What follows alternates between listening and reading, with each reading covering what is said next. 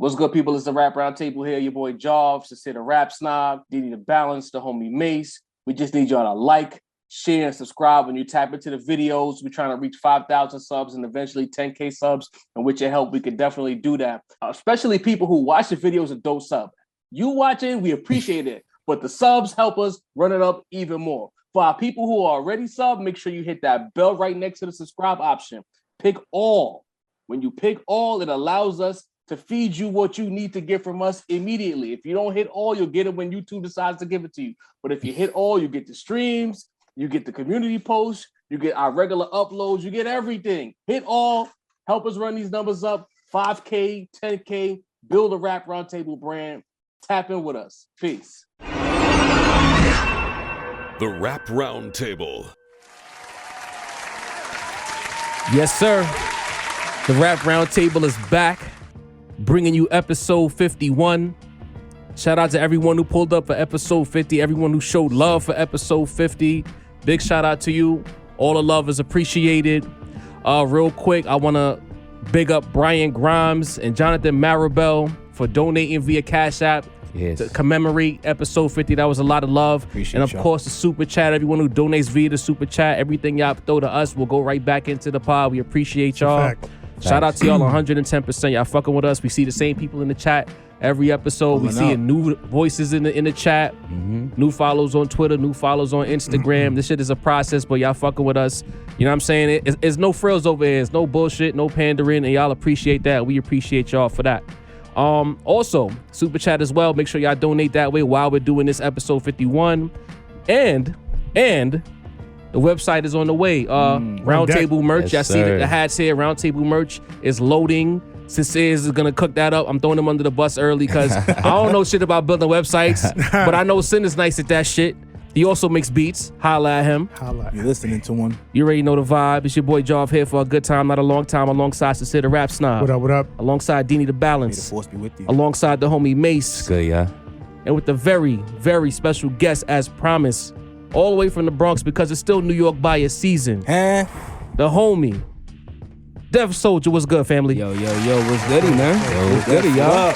You already know, man. Big Bronx social media in the building, yo. Yes, sir. You already know what it is. Again, bro, Brooklyn is here by himself because Mase live uptown now, too. So I'm all alone. Job gave me to the Bronx, Damn it. Damn it. Delegation. Listen, man, I be in Brooklyn so much, like my second home, man. All right, that's fair. I'm always here now. You know what I mean? I'm tired of these uptown niggas running over the Rap Roundtable. I need a Brooklyn guest. Poison, what's good? Anyway. Yo, you can find the Rap Roundtable on Apple Podcasts, Spotify, YouTube, Instagram, Facebook, Twitter, Cash App. Fuck with us. We are tonight's entertainment.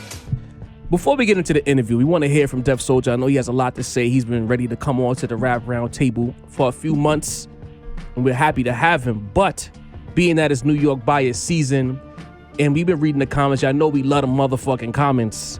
It's been a lot of pushback, a lot of negativity towards the Rap Roundtable from certain people, not everybody, because we've been big New York over here. We talk about all the regions, and we've given all the regions a lot of love. Right. But as soon as, I keep repeating, as soon as we say anything good about New York, everybody gets upset, calls us biased, we had our time, whatever. Right? Mase, I'm coming to you first. Atlanta, the South, Mississippi, Nashville, Arkansas, Kentucky. All regions. Yes, sir. Kentucky, that's what They've been Quando running this space, right? And my question to you would be, if Top 40 radio is dictated by what's popular and they're going to play songs from those other regions, why do people initially decide that, oh, y'all sound like everybody else in New York, y'all don't sound like this? If they're trying to get on the radio and they're not playing New York shit, what is a New York artist to do? Well, that's always a loaded question to me, Joe. Is it though? It is because I feel like people, when they say, hey, your sound, you guys trying to sound like everybody else, they're kind of like referring to an older sound. Right. Because what has New York sounded like in the last 10, 15 years? A bunch of shit. A bunch of shit, you know what I mean? And I don't necessarily think that we're trying to, sound like Future and them other than you, designer. But, like, Damn, you experiments. Yeah, Right. He mad at Kanye right now. good question. Timmy Turner, I like that at least. But, listen, y'all, are we trying to sound like other places? Maybe, you know what I mean? Just like they was trying to sound like us when we was on top commercially. Right. You know what I mean? Everybody, at the end of the day, when a lot of people are talking about the youth, radio is more youthful artists. They're the cats that grew up when the South was the hottest. You know what I mean? They're the people that grew up when sound was more regionless. You know what I mean? So, nah, I don't think that we're trying to sound like anybody else. That's just the natural progression, the evolution of what the youth feels like is their sound. Okay. You know what I mean? That's a bar. Deanie, talk to me, bro. What do you think about that, man? Same. Loaded question. Word. But I feel like even when we do utilize their sounds, we still kind of tweak them. They don't come off just the same. We usually add a little New York spin to it. Hey. And if you from New York, or if you have any just communication visual with New York, like it's a style in and of its own. It's a creativity in and of its own. It's something that molded. Shout out to the Boogie. I got to get a Boogie to respect on this, man. Absolutely. Shout out to the Boogie for just putting in the mold and just setting the trends and creating the culture for what it is. People will do what wins at the end of the day, sadly. Exactly. Even to their detriment, man. I just look at it like, as long as the music sounds good, even when New York dibbled in those sounds, we sounded good. A la 50. You get what I'm saying? Like, when we played in that realm, it was always fire. So like I said, we always gonna add our spin. But like Mase said, they always, everywhere else jacks our vibe too. So it's reciprocal, I At guess. least has historically. There you go. At some point. I mean, what was it that Nas said? No ideas original. Hey, Nothing new under the sun. It's never how you do, but how it's done. Never what you do, but how it's done. I mean, that's the bar right there. Like back when New York had it, any other region that ran with this hip hop shit, y'all was taking our sound. Hey, that's just what it was, and then adding your own spin to it, right? I never thought about that till you just said it, bro. Like there's no other way to see it. Honestly, it grew from here. Y'all took our style. Y'all added your own thing. Like if you out west, you was wearing khakis and chucks instead of ballies, and we gave them a style to run with. You know what I mean? The Rap Roundtable. But it is what it is. We're the birthplace. We're the Mecca. Specifically the Bronx. Shout out to the BX. Yes, sir. But yeah, any other region that has ever done this hip hop shit, y'all gotta thank us, and that's it. You gotta pay homage. Period. Oh shit! Kiss the ring. Def Kiss the Soulja. ring. As an artist, you have a unique perspective with this whole argument about sounds and what to do, how you want to approach radio. Do I care about radio? There's the internet. What do you think about this whole New York, anti-New York argument that I'm sure you see it on the internet as well? I think, to be honest with you, man, like, it wasn't needed. I don't think we needed to have that argument. Like, I don't listen to the radio. I know a lot of people who don't listen to the radio. You know what I'm saying? I think I understood where Conway was coming from, but I also understood where Flex was coming from. You know what I'm saying? But me personally, like, who needs the radio? Do you really need the radio? Unless you looking for that. Are you chasing the radio, you want a hit that be played, you want a song to be played on the radio, then that's the route you're gonna go. Okay. But if you not, if you ain't making music for the radio, then the radio ain't trying to play none of the type of music that, you know what I'm saying, that we like. You know what I'm saying? That cloth that we from. Nobody's playing that. You know what I'm saying? We understand. I mean, rest in peace to K Slade, he did. Sirius, you know what I'm saying? Sirius Radio, satellite radio, they play it. But, if you looking for the big stations like Hot 97 and Breakfast Club, they not playing that. Right. So if they not playing, if they not gonna come and respect what we do, then I don't care. You know what I'm saying? You don't think there's you know what I mean? You don't think there's a kind of a respecting there? Because Conway's not a young dude. Conway's probably like damn near pushing 40, so he's from the era where like getting on Hot 97, getting him to play his shit was like, that was like Meek with the Rollie. That's why I understood where he was coming from, because any New York artist or anybody at the time who didn't want Flex to drop a bomb on your record. Facts. You feel what I mean? You wanted that. That was like a staple. You know what I'm saying? It was a staple. You know what I'm saying? So you wanted that. That was like, I'm quite sure that was on his bucket list. You know what I'm saying? That, yo, I want Flex to drop bombs. I want Flex to show love. But, you know, as time went on and you started to notice that, you know, Flex don't play this. New York went away from that sound, playing that on the radio. We still adapted. And started we made a lane for ourselves. Well, we don't need radio. We can still do what we do and people still gonna find it. Right. You know what I'm saying? That's So a fact. I feel where Conway was coming from. I think that, you know, he wanted that. He wanted that love from Flex, and, you know, Flex wasn't trying to show that love.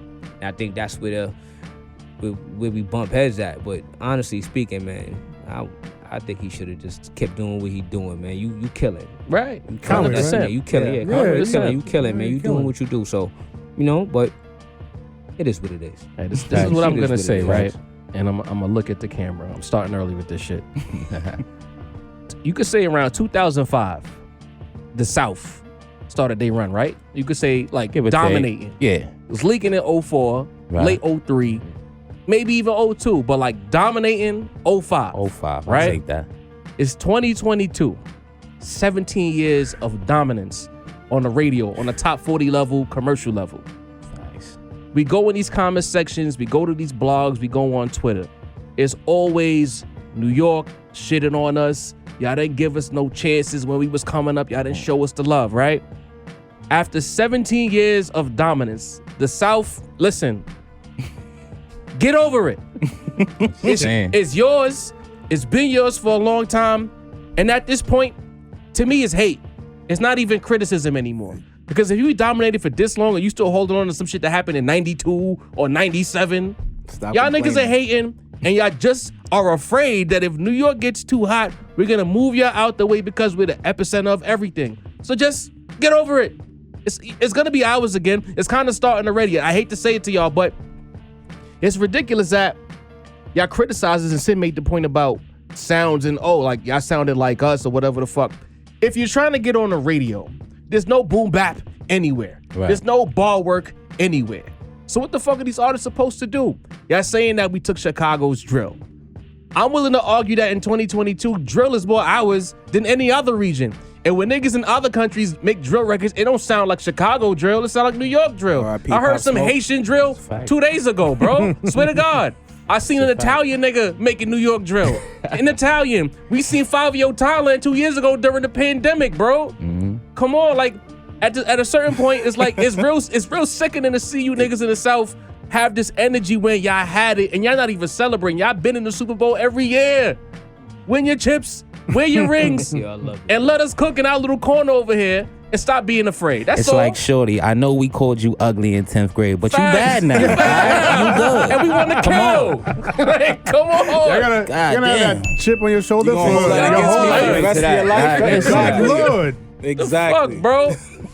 Let that shit go. Nah, I felt like we needed to set that tone because it's like, we did the power rankings.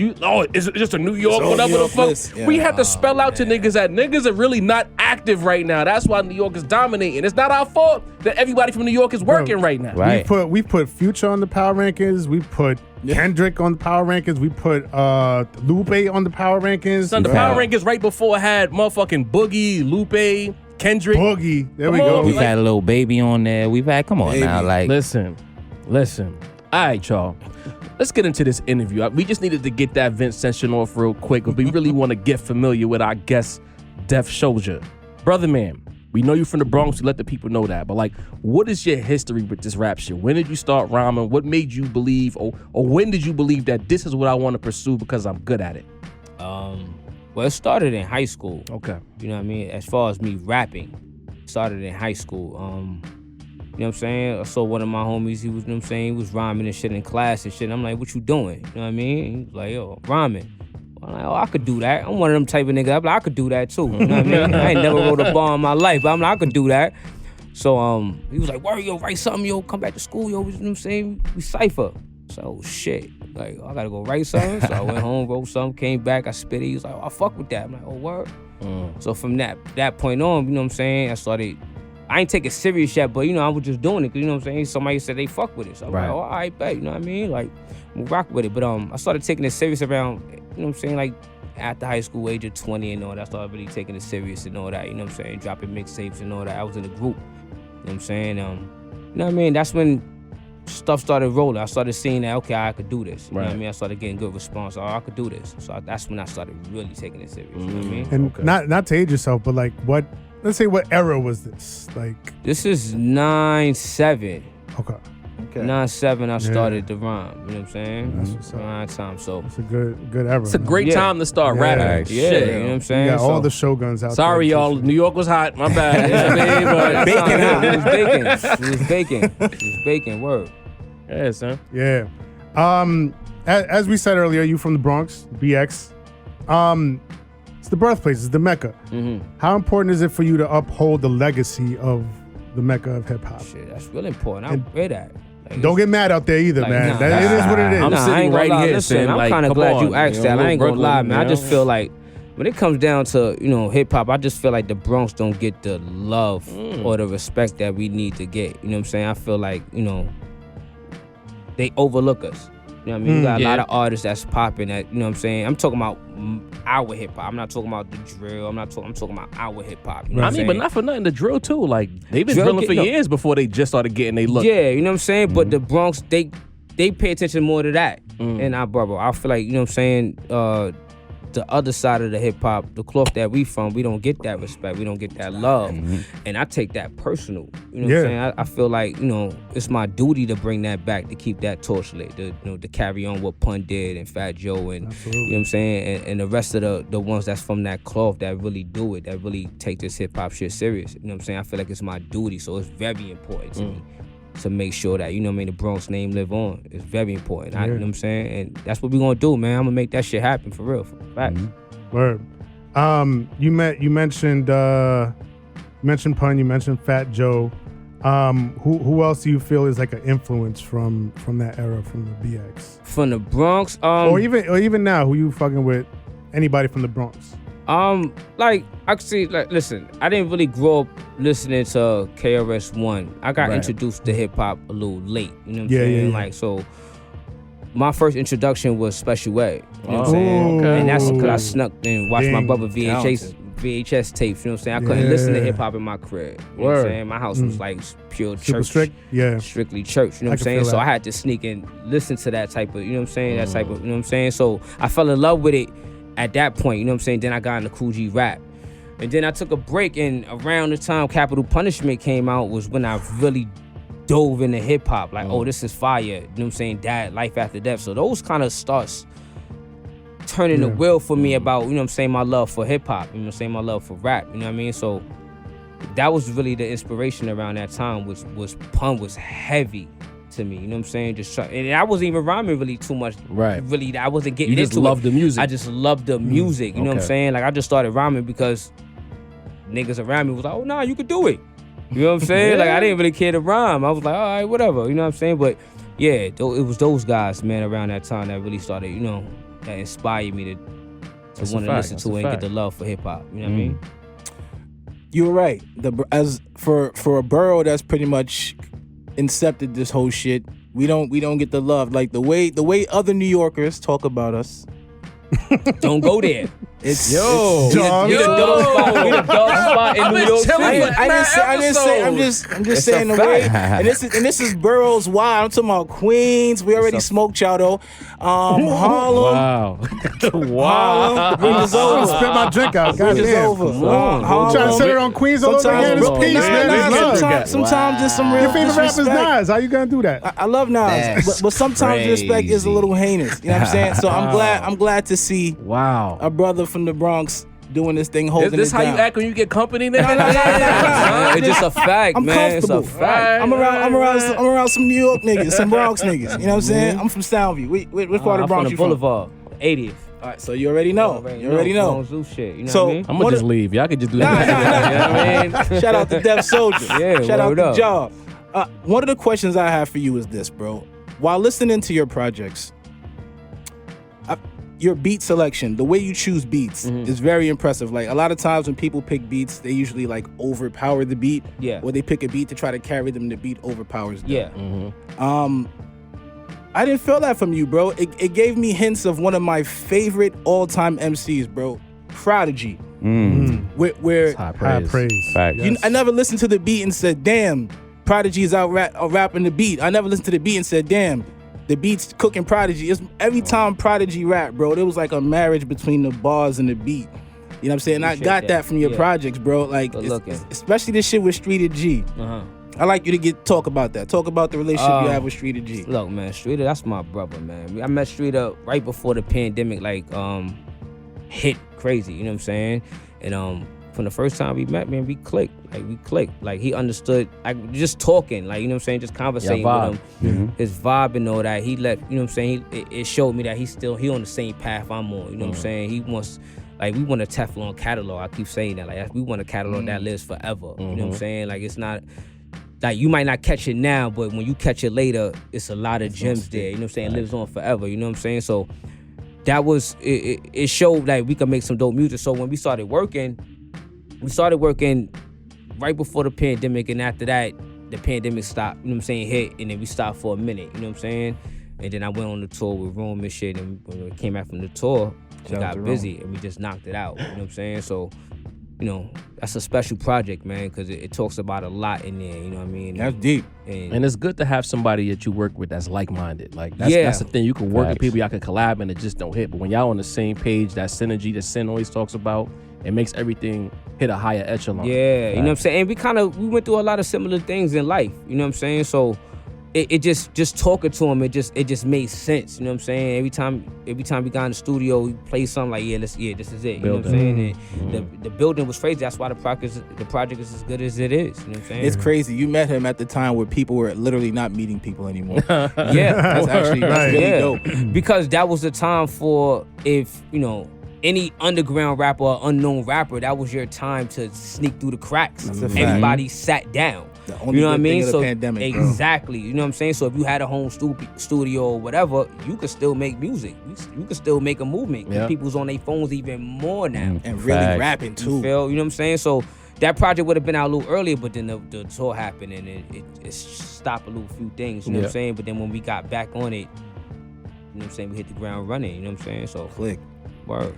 Now, one thing I noticed, Def. Can I call you Def? I don't know. Is that appropriate? One thing I noticed, Mr. Soulja. Mr. Soulja. Yeah. Now, one thing I noticed, and Deanie touched on your lyricism, your rap style, and of course, listen to the man. Y'all gonna be impressed by his lyricism. But us at the Rap Roundtable, we only have the nicest of the nice dudes here. So as soon as they see him, they gonna know, oh, this nigga's nice. Yeah. So me, I like to highlight different things other than, oh, he's nice about somebody. But one thing I noticed is that impressed me is that you rap all your own hooks. No scratches, no R&B singers, no rappers coming in to harmonize on your joint sounding like Tory Lanez. I was impressed by that. Your songwriting skills as well as your rap skills. Now, is that something that you cultivated from the beginning? Is that something that you just always had a talent in? Because of course we don't want to have to, pay these dudes, you know what I mean? Or do a sample, free, you know what I mean? We don't have to do that. Is it something you intentionally do, or is that just how it works for you? Well, when I was in a group, I did a lot of the hooks. So I always like hooks. I always felt like hooks was like, that was an important part of something. I like energy. Like one of the artists that I study mainly is Busta. Like Busta's like one of my favorite artists. Bust. Just, just song structure and everything, you know what I'm saying? Right. Him and Style Speed. So I kind of always looked at those guys for inspiration on how I make my albums and how I go about certain things, you know what I'm saying? And then I don't like reaching out to other rappers, man. Like rappers, it's a be job. Weird sometimes. Everybody act weird, so I'd rather just do it by myself. You know what I'm saying? At least I know that, okay, well, if I want something fixed, I can get it done. I can fix it. You know what I'm saying? I could do this. I don't gotta wait for you 2 weeks I need you to fix this hook, or I need you to do a verse. I ain't gotta wait, you know what I mean, a year or so, because people just be acting funny. So that's a fact. I took it upon myself to rely on myself, do this by myself. Like at the end of the day, man, it's gonna be me anyway. You know what I'm saying? Live alone, you die alone. Like, you know what I mean? So I approach everything like, yo, look, just handle it so I don't have to double back and worry about somebody messing my shit up. Fact. That's a fact. I'm impressed, brother. You know what I mean? You like a chef with it, straight from scratch. You know what I'm saying? So It comes out better like that. You know what I mean? Yo, that's you made it some strong points, and that resonates because Sin could tell you I'm a big proponent of doing it by yourself. I can't wait for niggas. Like we gotta get this shit done. They could tell you I get mad annoying when it's time to do shit, and if they don't want to do it, I'm doing it myself. Fuck that. You know what I mean? Man. So like with that approach, how important is attention to detail for you? Like, are you real meticulous about everything? Do you re-record a bunch of times? All right, this don't sound right. Let me rap it again. I don't like how I said this one word. Let me rap it again. No punches, all of that. Like, what's your process like? It's like that all the time. Okay. It's a few times me straight like, yo, that was good. Why you doing it over? Like, you know what I mean? Like, we got a song Habits. Shout out Street G in the cut. What up? Frustrated. What up, nigga? The story Wiping behind his Habits. brow, like, man, if you knew the story. The story behind Habits. I'm in the studio, and Streeter then come. He sent me the beat, and I'm like, I'm twisted. I'm smacked in the studio, right? So I laid it. No pen, no pad. I just laid it. Like I know what I want to hear on this. Boom, knocked it out. Few months later, I start listening to it. I'm like, this is, I could do better. I sound slurred on this part, so I did it over. Now, the crazy part about it, this is why I fuck with Streeter.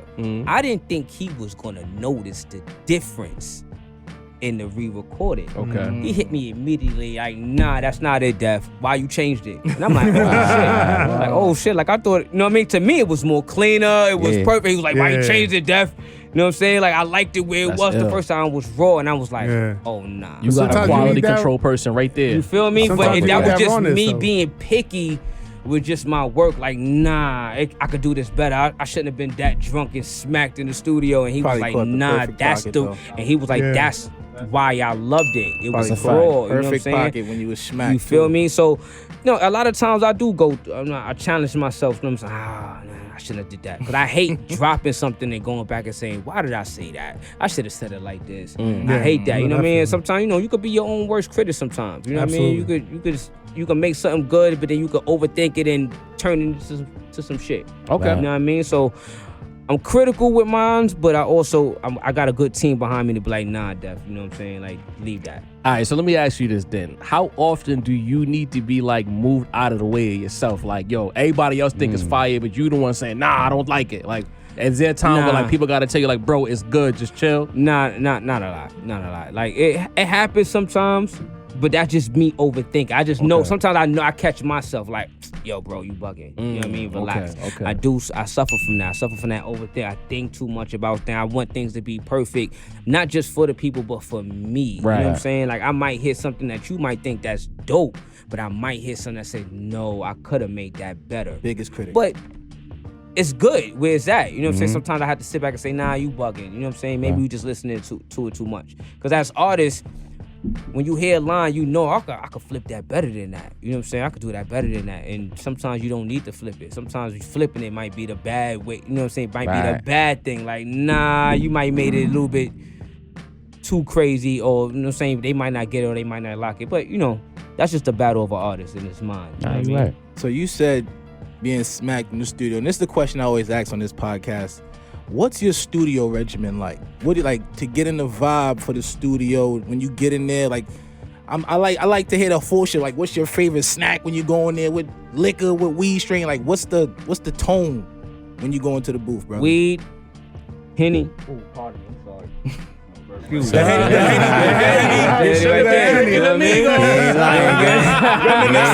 Reminiscent. Weed, Henny, strawberry straws. Yo, we need that sponsorship too. Holla at us, it's always a fruit Yeah, snack, it's bro. always something, Strawberry man. straws. That's it. That's all I need. And the beats. That's all I need. You know what I mean? Give me that. I'm Alright. good. Speaking of beats, I'm always curious as your approach when you go to, you know, record or create a song or make a song or write a song. Are you more of a writer, meaning that like you don't need the beat, sometimes you just write and then lay it to a beat that would sound good with it, or do you need the beat first to inspire you? Both. Let me Both. tell you why. Both ways. Because Alright. in high school, when I started writing, I wrote in class. That's where most of my rhymes. So in high school, Getting sent to the dean, not paying attention to shit. me and my boy, you know what I'm saying, when we started a group, we used to call it the gauntlet. You know what I'm saying? So the challenge was, how many rhymes can you write in a school day? right? Interesting. Because after that, we going to 25th, we going to 3rd Ave, and you got, at this time out, you had Fred the God out there, you had Lux out there, you had Murder Mook. I rhymed with all these guys. That's a legendary back era then, right in there, the ciphers or the battles, the winner was who could last the longest with their rhymes. If you ran out of rhymes or you stumbled, it was over. You out the cipher. So we had to write rhymes and memorize them by the time we got to 25th. So I wasn't writing with no beat. I was just writing rhymes. Right. So that carried on as I got older. You know what I'm saying? Just being on the train, you write a rhyme, you write a song. So it's both. I could write it to a beat, I could write it without a beat. You know what I'm saying? Once you kind of got a patented floor, you got to, you know what I'm saying, you know where you want to go, it's kind of easy. And then you just find the beat and put it to it. Or when you hear something right on the spot, you just start writing. You see, he's giving y'all the blueprint to being nice, folks. I'm sure NBA Youngboy wasn't having bar boot camp like my guy here. You feel what I'm saying? That's what you're supposed to do. I was about to come in and be like, yo, I really love, like I literally, you know, got chills listening to that story because that's culture. Yes. That's hip hop. That's culture. You know what I mean? That competitiveness. That's how we came up. If you was around rappers, that's how it was. That's how it was. It's a fact. Like you think that energy? You think that energy's missing? Like yeah. I think it's missing in all aspects of the game. I think it's, you know what I mean, Griselda brings that. I mean, you should. All the artists who watch Griselda, you watch the guys that came up like Fleelo, who did 12 albums in a year, did the whole, you know what I'm saying? Those are challenges. I'm not trying to say you have to do the same thing that he did, but it's an impact, it's a moment. Right. You challenge yourself to make a moment in hip hop. I challenge myself to make a moment in the cypher. I challenge myself to make a moment on that stage. Okay. You know what I'm saying? So in every aspect of hip hop, you gotta master it. I try to master everything about it. You know what I'm saying? With making songs, with being on the stage, with being in the cypher. Like I want to dog walk anybody that's there. That's just what it is. I got a question for you before you go in, Sin. We first connected with you earlier this year, watching you perform. I noticed myself that there's a lot of passion when you perform, a lot of energy, a chip on your shoulder, maybe. Where does that energy come from? Is there something that you feel like you gotta prove? Is there a point you trying to prove? Like where does that fire come from in your performance? All right, so I go back to reference Buster, and this is some years ago. He was on a BET Awards show, and he was talking about competing in hip hop and how that he feel like his name is not mentioned like that as it should be. And he was like, yo, it doesn't matter who's on the bill, who's on the card, how big are you. If I'm on that card, if I'm on that bill and I get on that stage, I'm gonna bust your ass. I love that because at the time, it was artists bigger than him, you know what I'm saying? But he still had the mentality that I don't care who you are. I'm gonna get on that stage and people gonna remember me. You know what I'm saying? That was the job. And it's friendly competition because I'm cool with a lot of people, but it don't matter when we get on that stage. I know what I have to do. The goal is to be the best. When I step on that stage, you know, I want you to remember this. You know what I mean? It's hip hop. You like when you could watch the DMX when he performed 4, 3, 2, 1 at the Apollo, you get chills when X come on. Even though that's a classic song, but when X come on and he started rhyming, did you see how the crowd went crazy? Facts. It's the energy. You live for that. You die for that as a hip hop artist. I want to get on stage. I want people to. I want to feel that too. So, but in order for me to feel, I have to give that to you. You know what I'm saying? I gotta make you feel me, and I'm gonna make you feel that energy. That's a fact. You know what I'm saying? So sometimes you can't just get up there and just rap and say I'm nice. Nah, I don't want. I want to see you sweat, nigga, when you get up on that stage. I paid $30 to get up in this motherfucker. I bought 2 drinks. You know what I'm saying? Like, what up? You know what I'm saying? I want to go in. That was crazy. Kobe's mentality. He always felt like, if you paid money to see me, I got to ball out for you. This might be your first time seeing me. This might be your last time seeing me. You know what I'm saying? Like, who knows? But it just you just want to walk away feeling like you got your money's worth. Exactly. And like for that time that we were in the spot, what's that? Baby's All Right? Yeah. Shout out to Baby's All Right. Y'all be doing some good events in there, man. Shout out to Coach, man. Coach, what up? Shout out. I'm a 6'5" nigga, so you know I'm gonna have to kick it to you. When I seen you on stage, I was like, that's a lot of voice coming from a shorter dude. You know what I'm saying? So I felt that. Nah, this is real nigga shit. Like, my closest niggas is 5'6". That's so crazy, bro. Where's that come from, bro? Like this, I hear it. Like John said, the hunger, the passion. Like, if you want to say Napoleon's complex, cool. But it just, it's just the fact that, you know, I've been a short dude forever. You know what I mean? Whatever. I ain't grow. You know what I mean? But I feel like when I'm on that stage, this is my world. 8'11". Yeah, exactly. You know what I'm saying? You in my world now. You know what I'm saying? So that's why I start my shows off. Those that's familiar with me, salute. But if you not, you will be when I get off that stage. That sets the tone to let you know that this is my shit when I'm on that stage. You know what I'm saying? Whatever, it's 15 minutes, 20 minutes, whatever. This is my shit. You know what I'm saying? Danny, that make sense. You caught up in this web. Bro, you got on the stage and I dapped you up immediately. 'Cause I'm like, this nigga right here shut Caught the my shit down, attention. He was bro. like, yo, salute to you, good bro. Danny, that make Appreciate- the Prodigy comparison sound even better because they both sound like Kevin Nash on tracks, boy. Like, let's keep it a buck, man. Same thing here. I'm like, yo, Legendary this dude sound dangerous, Yo, man. Who man. this? You know what I mean? I appreciate that because that's the reaction I want when I get off the stage. Very You know what I'm saying? compelling. That's what I want. You know what I mean? Because that lets me know that I did my job. I fulfilled my, you know what I'm saying? I fulfilled my duty. So, there you go. It's on to the next. You feel me? Yeah. So, we talked a little bit about the underground scene earlier, or was the underground was mentioned. And the pandemic hit. We've talked a lot at this the Roundtable about the effect of the pandemic on music, specifically the underground, and how, you know, people couldn't party no more. So they needed substance from their music. They couldn't just go out and be like, yo, listen to nonsense and no bars, no skills, no mic skills, no MC skills, and just have a good time. They needed something that's gonna nourish them or make them think like, yo, like this is the art form. yeah. You know what I mean? So during the pandemic, would you concur with that? Do you feel like there was a rise in the status of the underground? And do you think that there will be a point where the underground and the mainstream can kind of like converge a little bit, or come closer together? It did help the underground. It helped us. It helped us a lot because, you know, you have to sit back and listen. And if you was an artist, then you felt what was going on. So your music was about current times. It was about what was going on. You know what I'm saying? The riots, the George Floyd. You spoke about that. You know what I'm saying? Well, as an artist, I hope you did. You know what I'm saying? Facts. I hope you spoke about that in your music because that's something everybody, the world could relate to at that moment. It wasn't like I'm talking about, hey, y'all from the hood selling crack or doing what I'm doing, and a lot of people don't know about that. Right. They don't, you know what I'm saying? They don't know nothing about that. But when you speak on what's going on in the community and in the world, everybody can gravitate to that. You know what I'm saying? So it did help the underground. If you did it right, it helped.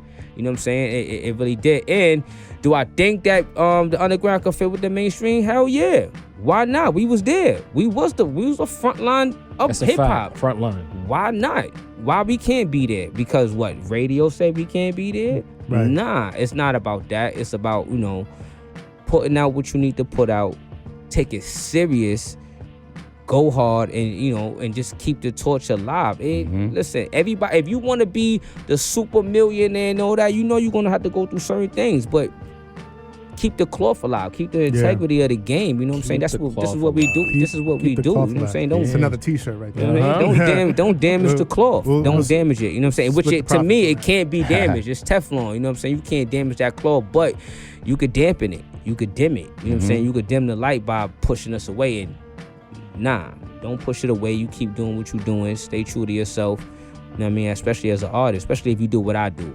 If you rapping, you about bars and you about substance, keep doing what you do. You know what I'm saying? Be an artist and create. And if you want to step out your lane a little bit, cool, whatever. You know what I mean? I'm not gonna knock you your hustle and get your money, but you know, keep that flame alive in the game. Would you ever consider stepping out the lane a little bit? I have fun with my music sometimes. You know what I'm saying? If it's meant, if you go back to a few of my older joints, you'll catch something. Yeah, like I think every NY artist at that time when New York City was changing, we all try to change a little bit, you know what I mean? Or just show that we can do it, you know what I mean? So it's there, but do I care to make an album like that? No. You know what I mean? I'm who I am, you know what I'm saying? I'm gonna stick to my guns. You know what I mean? It ain't about, oh well, you wanna be the best way to be is yourself. Right. Exactly. You know what I mean? You feel me? So let's get into this music a little bit. Militant Minded is out right now. For those who've been tapping into this interview and you are a fan of Def Soulja, Militant Minded is on all your DSPs. Tap in. It's a fire project. But let us know about this project. Talk to us about some of these songs, the creative process with you and Street. Like, how did y'all put this project together? Yo, Militant Minded is just about growing up and staying true to yourself, staying militant to yourself, whatever that is. If you're a 9-to-5er, you get up and you handle your business. You're a father, you gotta take care of your kids. You're a provider, take care of your kids. If you're a street nigga, handle your business. You know what I'm saying? But stay militant. You know what I'm saying? Stay on the course. Don't quit. Don't, you know what I'm saying? Don't do nothing that's gonna jeopardize what you got going on. You know what I mean? And that's the intent of that project. You know what I'm saying? So when you go through the Rusty Blade and you go through the, you know what I mean, Figure It Out, you know what I mean, and Fire. you go to the militant minded joint, you know what I'm saying? When you hear those type of songs, and Tunnel Vision, when you hear those type of songs, it's letting you know what I mean? Stay the course. Okay. Stay the course, you know what I mean? So that's what we went into that project. Like I said, like me and Straight Up, we had similar, you know what I mean, things that happen in our lives, you know what I mean? So it led us to, you know, where we at, you know what I mean? You know, staying the course and doing it, you know what I'm saying? Because he been through some shit, you know what I mean? So he had to overcome some obstacles, but he never quit, you know what I mean? So he stayed militant, you know what I'm saying? I've been through my shit, I never quit, stay militant. Motivation you know and shit. Exactly. So that's what we try to provide, you know what I mean, for the people, you know what I mean? And keep it raw as possible. Okay. You know what I mean? Don't cut no corners with this shit, you feel me? That's a fact. Word. You guys want to hop in because we've been dominating the interview. I know. Nah. I've been tapped in. So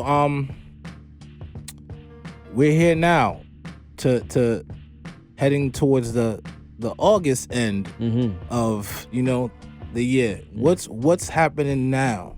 What's in the cooks now? I know there's something in the pot. Oh man, well, Chefing. you know, we got right now it's 42 square miles with Wayne 3rd. And if you don't know what 42 square miles is, that's the Bronx. Huh? You feel me? Shout out to Coach, man, because Coach came up with the title of the, you know what I'm saying, the album. You know what I'm saying? That visual y'all threw on Instagram, like I guess crazy. the trailer for that, Yeah. amazing. Oh, thank you, man. Yeah. Shout out to G Media with that. You know what I mean? You know what I mean? So, like, basically, with that album is what I said earlier.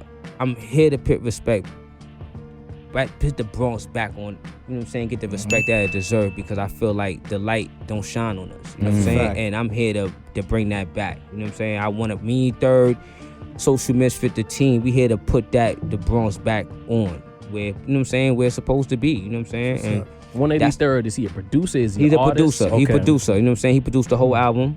You know what I mean? Shout out to 3rd, man. You know what I mean? You know, big Bronx shit. Fucking them low, Smokers Club Yes, shit. yes. You know Smoke what I'm saying? Gizza. Yeah, you know what I mean? A who's who. Nice. So let me ask you this, because I want the people to get as much of a prequel of sorts before they tap into that project.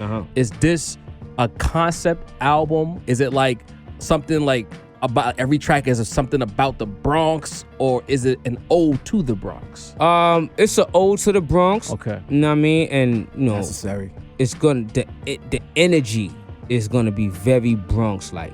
If you remember the Bronx in the 90s, if you remember Skate Talk to Key, him. Yes. you know what I'm saying? If you Fordham. remember Murder Burger, you know what I'm saying?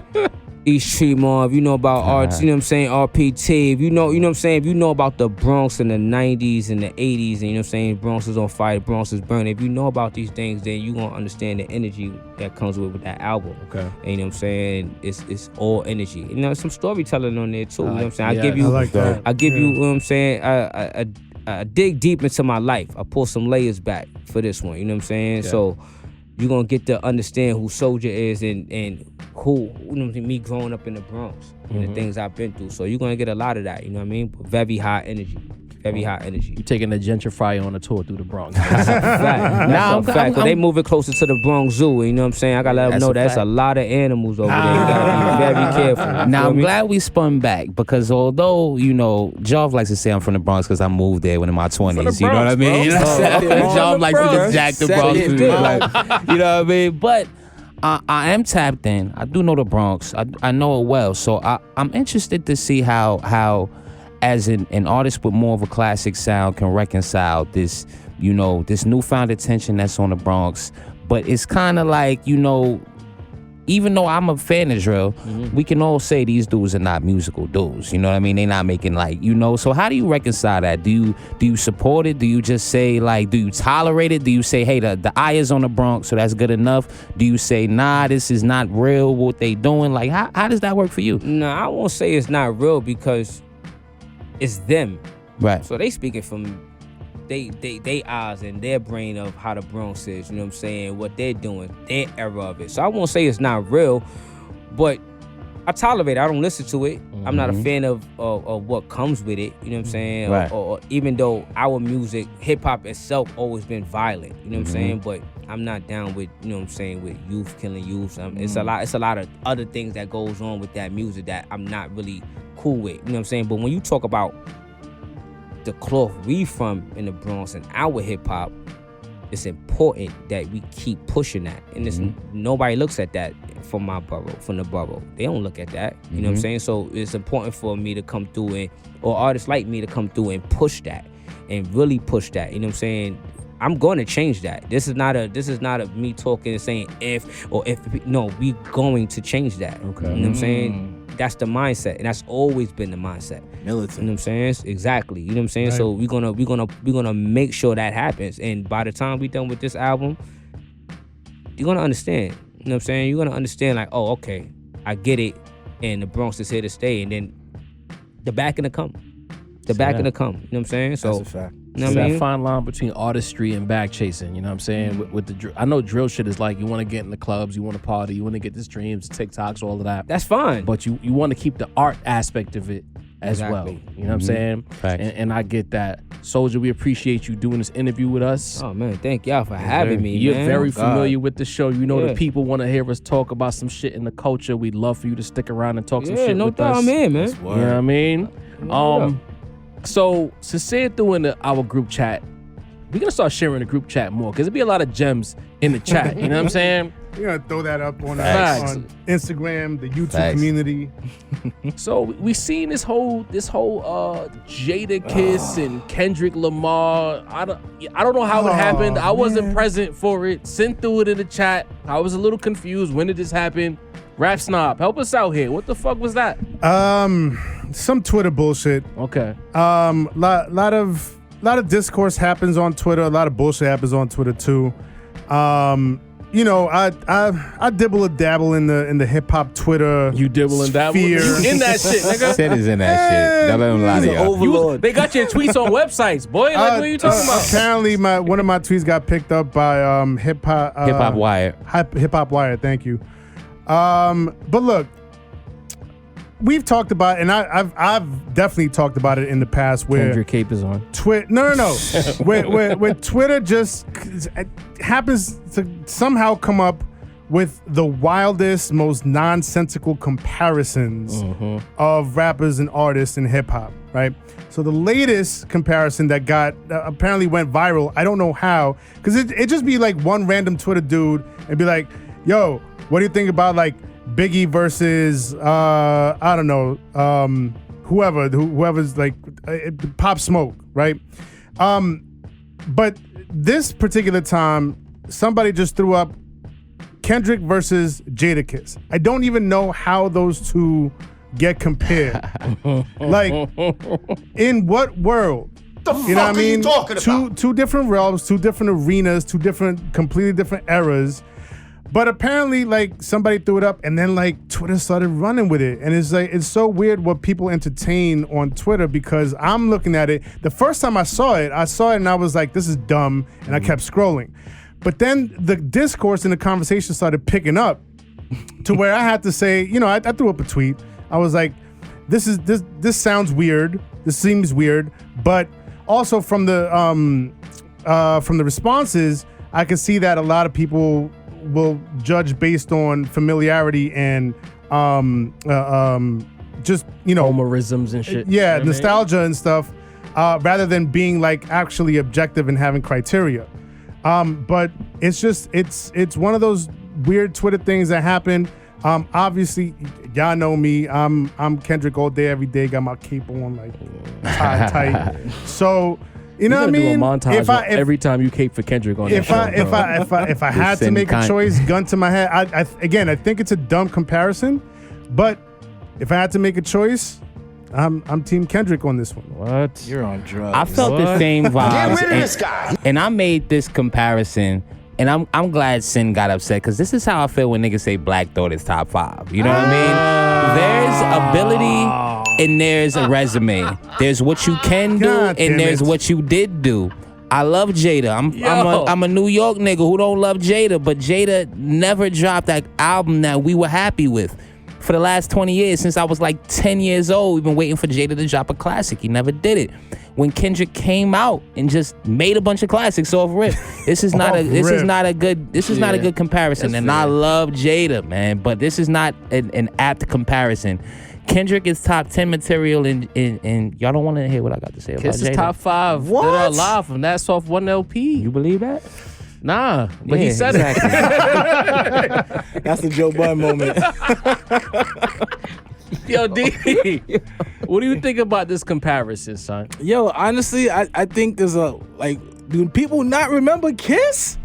Sin don't. Like, we don't remember. I remember everything. Bro, y'all niggas had me in Harlem waving the Dipset flag while Kiss got them out of there, bro. We got Shiny Suit Kiss. We got Rough Rider Kiss. We got D Block Kiss. We got. It's basically all the same Kiss, bro. Don't do that. I realized 20 years later I could get Waves Kiss. Come on. Like, come on. We got a lot of every era Kiss been valid. Rough Riders and D Block was like one member off. It was one extra member in D Block that wasn't in Rough Rider. That was all it was, I'm counting it bro. as an era. Nigga, the nigga been out since like 95 and he's been around. He's never lost relevance. Now fuck that, Deanie. Kiss is nicer than Kendrick. Bar for bar, bro. I'll take it. I'm with it. Here y'all go bar for barring me to death, What you man. mean? It don't matter? Shit, man. What's the classic? Jada's better than What's a the lot of classic niggas Kenny bar for bar. I'm not freestyle? putting them over. A lot of niggas be questioning Kendrick's bars. You see how you have to ask word salad, and you asking in like a Jadakiss. Oh, so now you agree with the way. word salad. Like Jadakiss has a bunch of classic freestyles. Jadakiss have a bunch of classic verses, but Jadakiss is Charles Barkley. He got no chips, What's the classic bro. Kendrick verse? Charles Barkley's in the 50 greatest though. That shit was overrated. My auntie's a man now. Yo. What you mean by that, son? Kiss got more bars than Kendrick. That's what we do. If we talking discography, of course Kendrick win that argument, bro. We know that. But we talking about pure lyricism, it's Kiss. Okay. All right. This is Kiss. I'm outside. To piggyback off that, one of the notable tweets in response to this, and I'm gonna shout you out. His name is Classic Me. The ad is Happy is Whack to Me. You don't need to put this nigga name on the shit. No, it's fine just to give him credit. And he said on Twitter, hip hop is about raw skill on the microphone. Even the beat's supposed to be gritty. This nigga who got dragged in the quotes. All that discography talk and great songwriter talk is commercial pop bullshit. Fuck is this nigga talking about? Real motherfuckers know it's all about how you spit, and that's it. Tell me your favorite rapper didn't make a classic album without telling me. Tell me your favorite rapper only rapped at the lunch table, because obviously the art don't matter. You feel me? Fuck albums and songs. Yo, Def Soulja, yo, I see you on Twitter all the time. You're an active participant in hip hop Twitter. What do you think about that whole Kendrick Jadakiss debate? Yo, you don't have to answer it. You about to be on, so like, facts. We don't want to jam you up here. I try to tread lightly because I got somebody be on me like you. Political ties, yo. If Jadakiss hits you or if Kendrick hits you, you're gonna be. But with I think you can't compare those guys, man. You just can't. You can't. It was stupid from jump.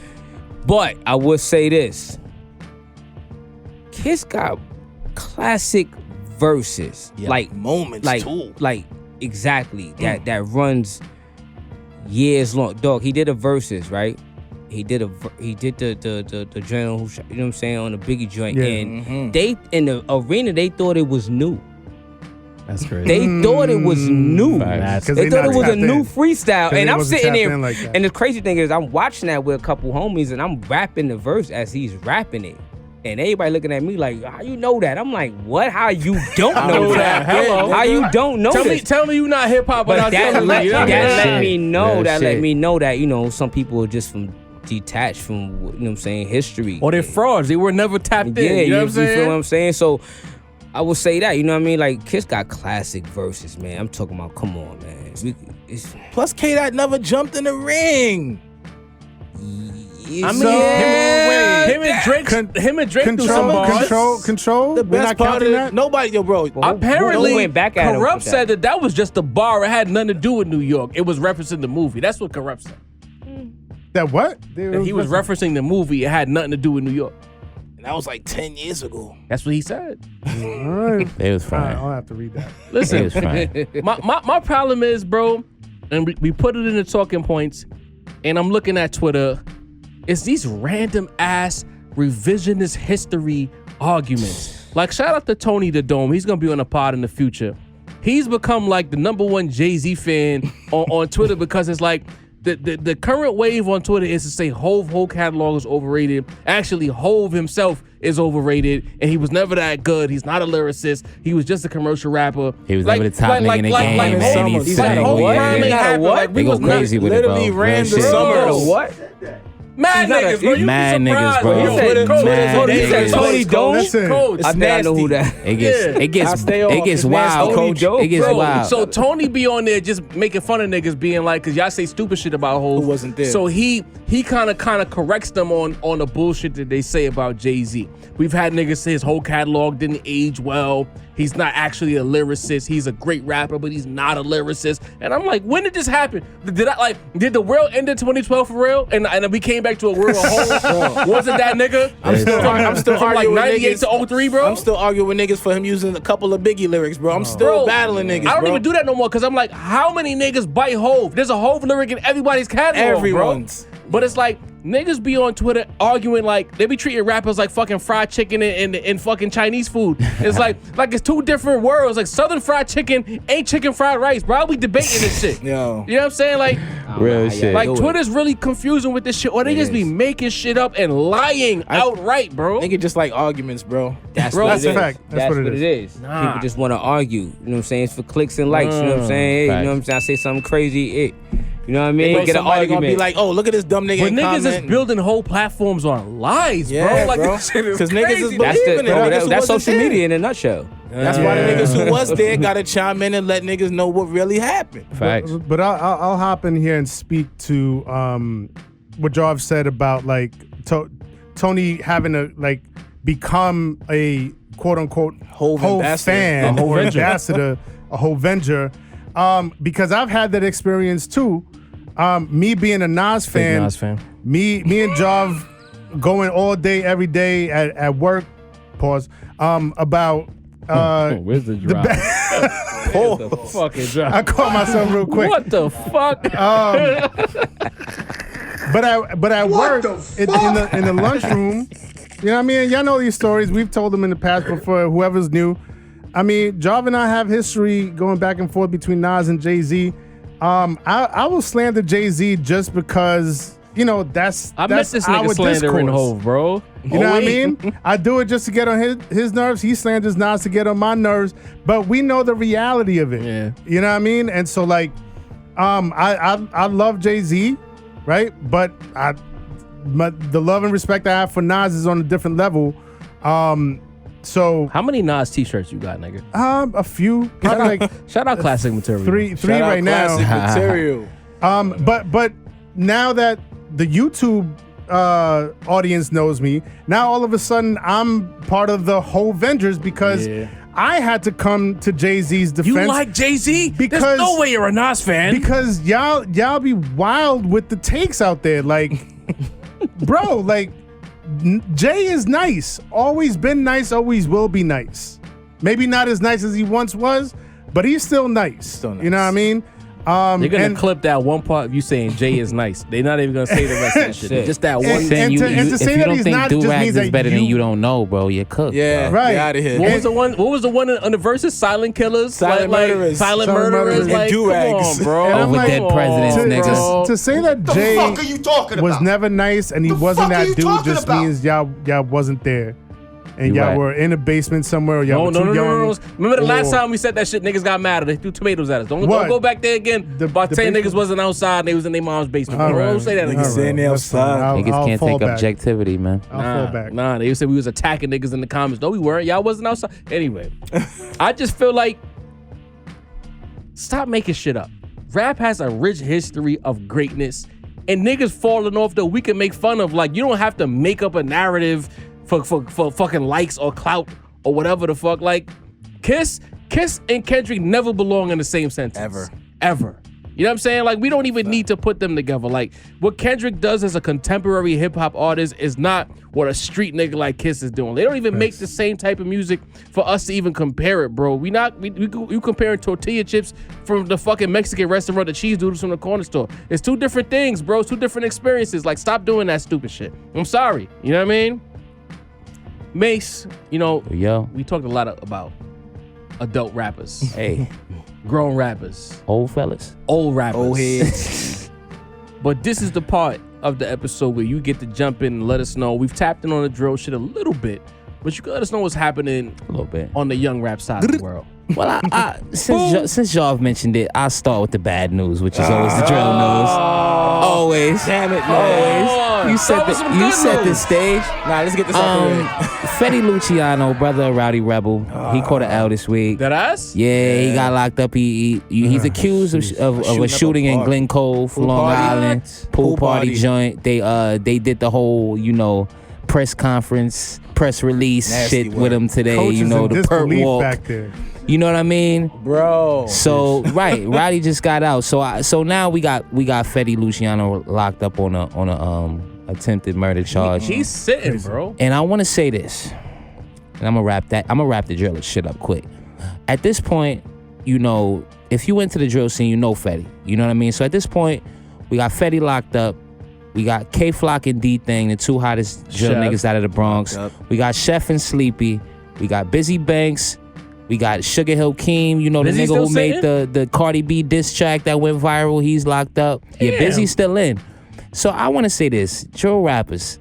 If 1992, if like Nas, Biggie, Ghostface, Jay-Z, you know what I mean, Redman, if everybody all got locked up, you know what I mean, we would have, been listening to G-Funk for the rest of our fucking lives. So y'all niggas need to get it together, man. Shit, even Lil TJ who just be doing the hooks, he not even in the game right now. He got hit, didn't he? Like, he did. In the so chest. he's not even in the mix. Like, but the problem is they keep smoking on each other's ops and they raps.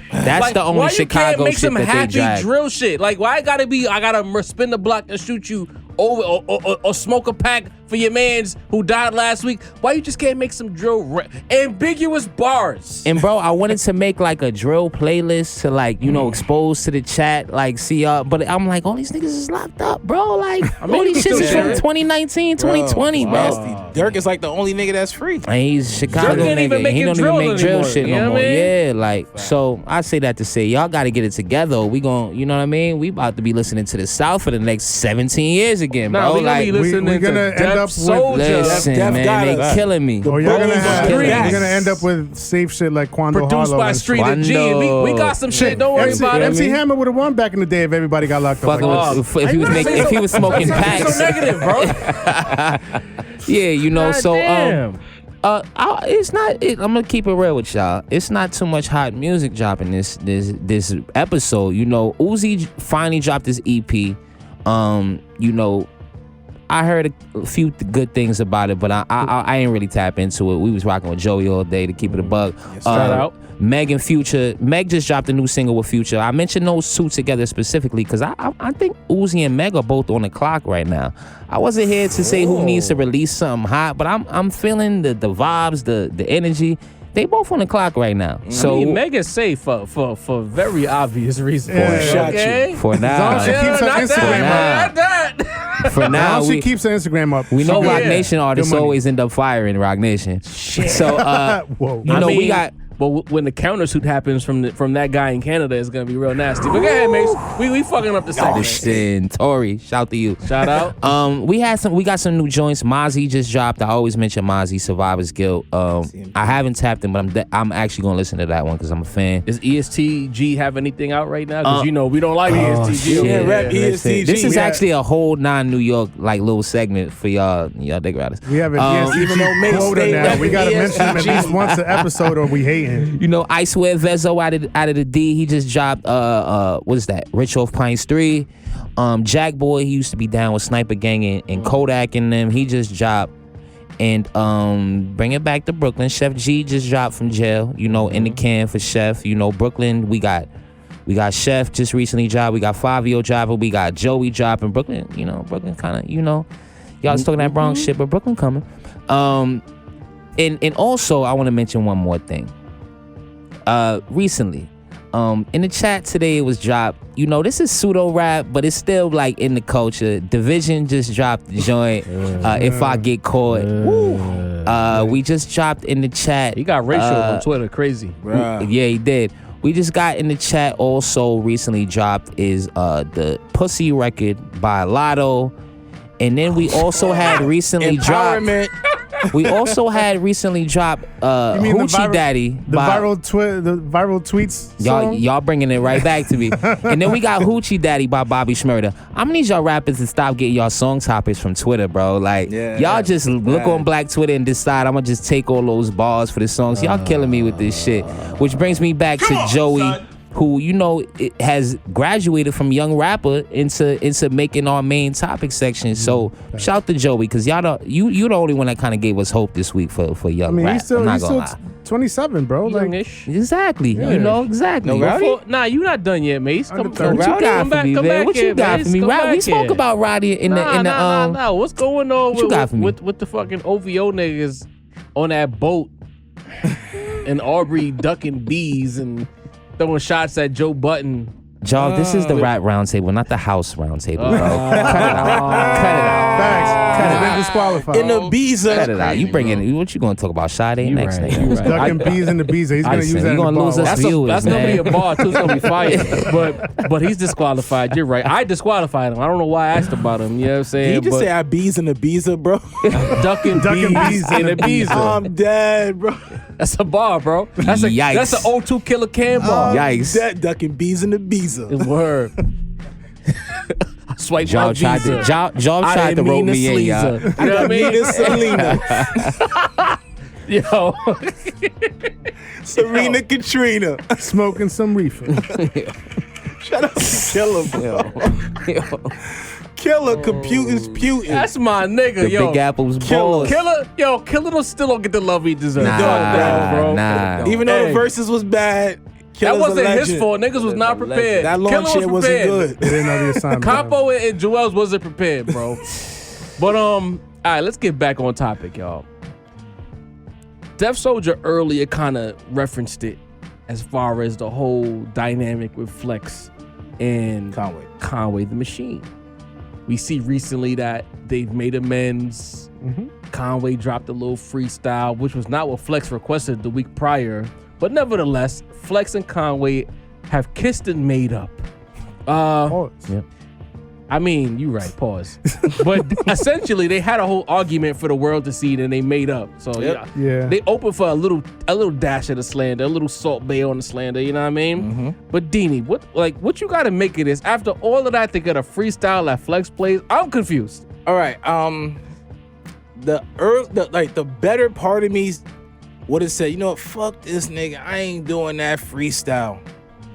But the smarter part of me agrees with what Conway did. I think Conway getting on that good old school classic, spitting that heat, and just being opened up to a bunch of people that probably never really got to tap into Conway. Because, like, Flex is really in his young boy bag. Everything's been from people that's literally 30 and down, like, if not younger than that. So it's good that Conway got a good freestyle on Hot 97. Maybe that's what like we discussed earlier, maybe that's what he wanted. I wanted a hard freestyle to be bumped on Hot 97 by Flex. I wanted him to drop bombs on it. And I wanted the culture to listen to me just violate these mics. And it happened. So I can't be mad. Something good came out of this shit. It did. Yeah. I agree.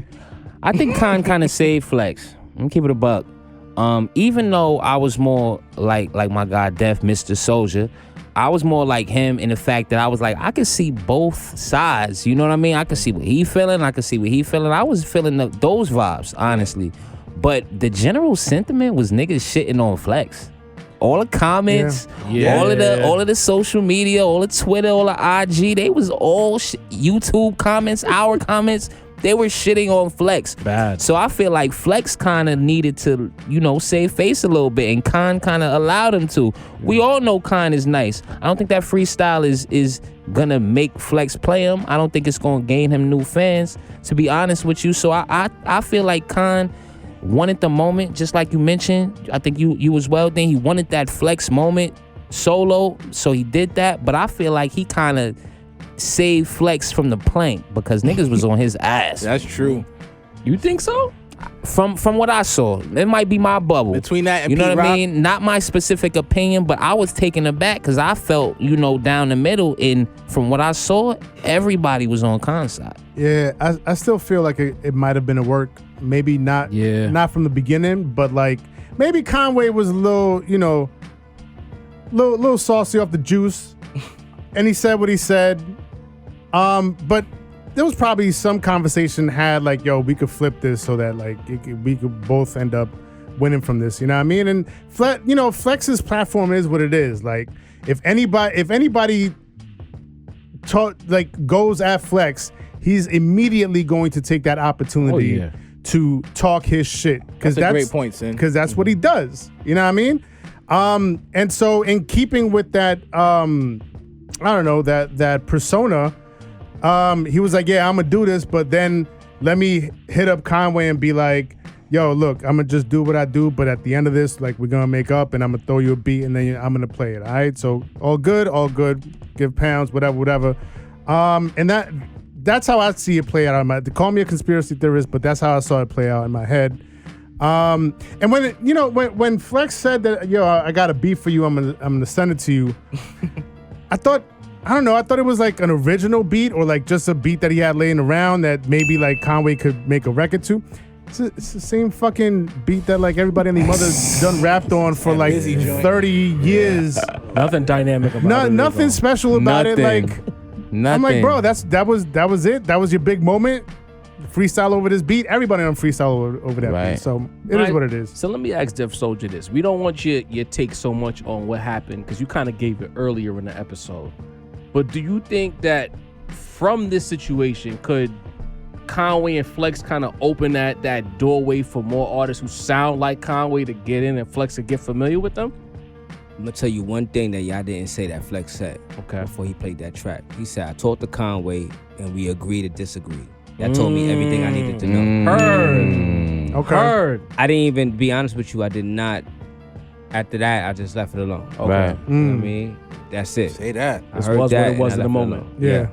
All right. I'm not mad at that. For me, I'm kind of with Soulja. I'm kind of with Cinsere. I think I even told you off record, I felt like it was kind of a work. Like, it was a situation to get the disputing and not a real situation. But then once Flex started to like take certain shots and kind of belittle what Griselda has accomplished, and then Conway spinning back and saying, yo, like, this is really what I meant. I'm like, oh, this might be real. Mm-hmm. And I think the powers that be, because you know what? Whether Conway has a major label deal or not, there's a lot of powers that be behind Griselda at the moment. You know what I'm saying? Absolutely. I'm pretty sure some phone calls were made. Some people said, listen, I understand your perspective, Flex, but you can't be on the radio saying what you're saying. Conway, leave Flex alone, because if you give Flex ammunition, he's going to shoot it. And I feel like, all right, look, here's this little record. Don't even give me a hook. Just give me some bars because you're nice. And let's move on. Do I believe that Flex fronted on Griselda many moons ago when Benny and Conway was on that stage? That everybody can't come up there, but apparently anybody can? Yes, because I seen how you reacted to those Jack Harlow bars. Mm-hmm. I think one of you guys mentioned that when we did it before. Yeah. Designer. He fronted on Designer bad. He almost cried. He almost cried with Designer. But to use Quando Harlow as an example, you was bigging up them bars, but you looked bored as fuck when Conway and Benny delivered one of the best freestyles on Flex ever. Spitting. You know what I'm saying? Conway especially, yo. Nah, I would say both of them. They both dropped 30. My son was doing that. Uber was making his Uber delivery during this shit. Buffalo Bills jersey, Benny. Son, like, bro, tough. and you fronted on these. I don't know why you did, but you fronted, and you was hyping when Chef G, not Chef G, Tutu G's was up there. He was going hard for Tutu. I ain't gonna lie. You killed Drake about rapping on the fucking iPhone or whatever the BlackBerry was at the time. Yeah. But then you said Drake is top 5 now, but these niggas is giving you bars. You say this is what New York sounds like, and you fronted on these niggas. Facts. Something is amiss here. Maybe we'll get a 30 for 30 one day about it. I don't know, but there's something. There's a disconnect between what Griselda does and Flex that we ain't hearing about yet. Right. Maybe some people know and they ain't leaking the intel, but Something ain't right there because them niggas is too good for Flex to front how he fronts with the way he acts when other niggas come up to just rap. Even when Shorty was up there, Lady London the other day, he was showing wild love to Lady London. She nice. But Benny and Conway couldn't even get a fucking bomb. Nothing. All right, look. Shit is real suspect. Flex need to stay out of them something Buffalo ain't right run there. shots on some Freddie Gibbs crazy. shit. I don't know, man. Crazy. I'm gonna throw this out there. It might be a little ageism, even though Flex is up there in age, but he try to front like he young with the Botox in the face and all that shit. bro. You know what I mean? Like BBL Flex. He's not. You know? Yo, Funkmaster Flex is 53 what is years it that old. what is it he got? He He's got a tummy had tuck or some shit? liposuction. Lipo, He's that's done- what it was. Son got a You're BBL, not young. nigga. This You nigga know, wanna be a he's bad a black bitch. man. Black don't crack. But at the end of the day, you lived through and you were at the forefront of the last golden era of the city, bro. You know what this shit's supposed to sound like. You've had legendary moments on your show. We don't have K-Slay anymore. We don't even have, like, there's no peace. more Monday night mixtapes anymore. Who's the DJ nigga who's lit, who's gonna get the rap niggas to come up there and demolish the set? Who is it? I mean, The he's, LA Leakers. The LA Leakers? Fucking Sway? No disrespect to these niggas, Sway in but the who's the morning New and York nigga shit. doing that? He had one of the all-time trashiest takes that I've ever heard when he said, it's called hip hop.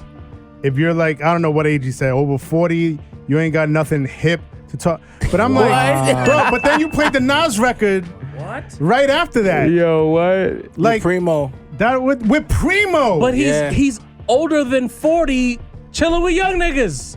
He's a club DJ. That's all he listens to all day. So he's a come on. He out of touch, walking bro. L, bro. Flex, He's wild, Flex is boy. not out of touch. He's very much in touch. He's disconnected from his time. There Right. we go. Okay. Dope. Come on, Flex. I ain't saying you gotta play these niggas. Sin made a point last week about he never played that type of shit. Flex used to being a villain too, man. But don't disrespect the niggas who's upholding this shit. Don't Right. disrespect it. That's Right. it. Right. Don't disrespect it. Fuck, bro. Don't disrespect it. All right, next time. At the end of the day, let me Oh, just add Sin got this. another point. Sorry. At the end of the day, though, there's a consensus out there among like outside of New York that New Yorkers don't stick together. So It's not true. no, but that's what I'm saying. Like Flex That shit is looking and Conway, real factual. whatever differences they had, they was able to Sometimes. like put them aside in a week's time, and Flex ended up playing Conway on the airwaves, on the Hot 97 airwaves. So at the end of the day, you know what I mean? Let's just put a positive bow on it and say, you know what I mean? Like, And a reminder that Flex don't speak for us. Right. He don't, bro. exactly. And there's more DJs. I mean, the Self is. Who can still do this thing? I don't. Yeah, he on satellite. There you go. There's But a he lot don't of. play them type of records. Who can play? Who There's kid mad- is a He club on Flex DJ, time? but he don't disrespect niggas. There's mad dudes on satellite though. Static Selectors Selected. on. Shout out to Static. And let me Satellite. remind you, I don't know what zone Lil Baby's from in Atlanta. I don't know what zone motherfucking Future's from. You know what I mean? Like, I don't know none of that. They just all Atlanta to me. You know what I mean? But even us, we up here talking that Brooklyn Bronx shit. They on Matt Hopper podcast talking that fuck Buffalo shit. Like, we gotta get it together, y'all. say that, He didn't mean though. We gotta fuck get it Buffalo. together. He was saying He said the words. Yeah, He said but the see, words. But see, you gotta get that media training because he ain't mean Yeah. fuck the city. He was saying it figuratively as far as Math need to get Brooklyn Right. and, gotta get your and hometown. Conway need to get Buffalo. Yeah. That's what he was trying to say. You know what I'm You can't saying? get With home no right, actual you can't get knowledge nowhere of what right. going You know on what in I'm saying? Buffalo But you know, radio. the You know he didn't give a internet, fuck you know what I'm anyway. saying? But I think that dude used to be connected though. Yeah. So, you but know. I'm sure he didn't look at the Buffalo ratings on a radio stations before He he, was made that having a statement. moment, bro. Yeah, he was. He was a little Listen, saucy. He didn't do his research. took Right. some Right. shit. Shit popping Yeah, shit. look, They let me don't check play this them out. niggas. I'm He sure took they the play moment. Benny the Butcher in Buffalo. Let bro. me Like, what make you sure I'm talking not about? talking out of my ass. I'm not gonna kill a nigga because I'm the loud nigga at the table. I got shot at the same. I'll be making fun of Sin for getting the cameras here. You know what I'm saying? I got trouble for that shit. So I ain't gonna kill SO Job for the that. SO of this show. Got me. Fuck, I'm reforming though. I swear right here. Yo, all right. So the last topic before we get into my favorite segment is TDE, the label, right? We're not gonna get into the inner workings because we just don't know. But what we do know is Punch be on Twitter tweeting some shit recently got into an argument with niggas on Twitter because Cinsere said she thought she was gonna drop this summer, but then the label and TDE kind of held her back. He quote tweeted it and he says some shit. All right, cool, whatever. You know, that's typical TDE shit. Right. But then the next day we get a fucking video with Punch himself rapping, and he has a compilation album coming out.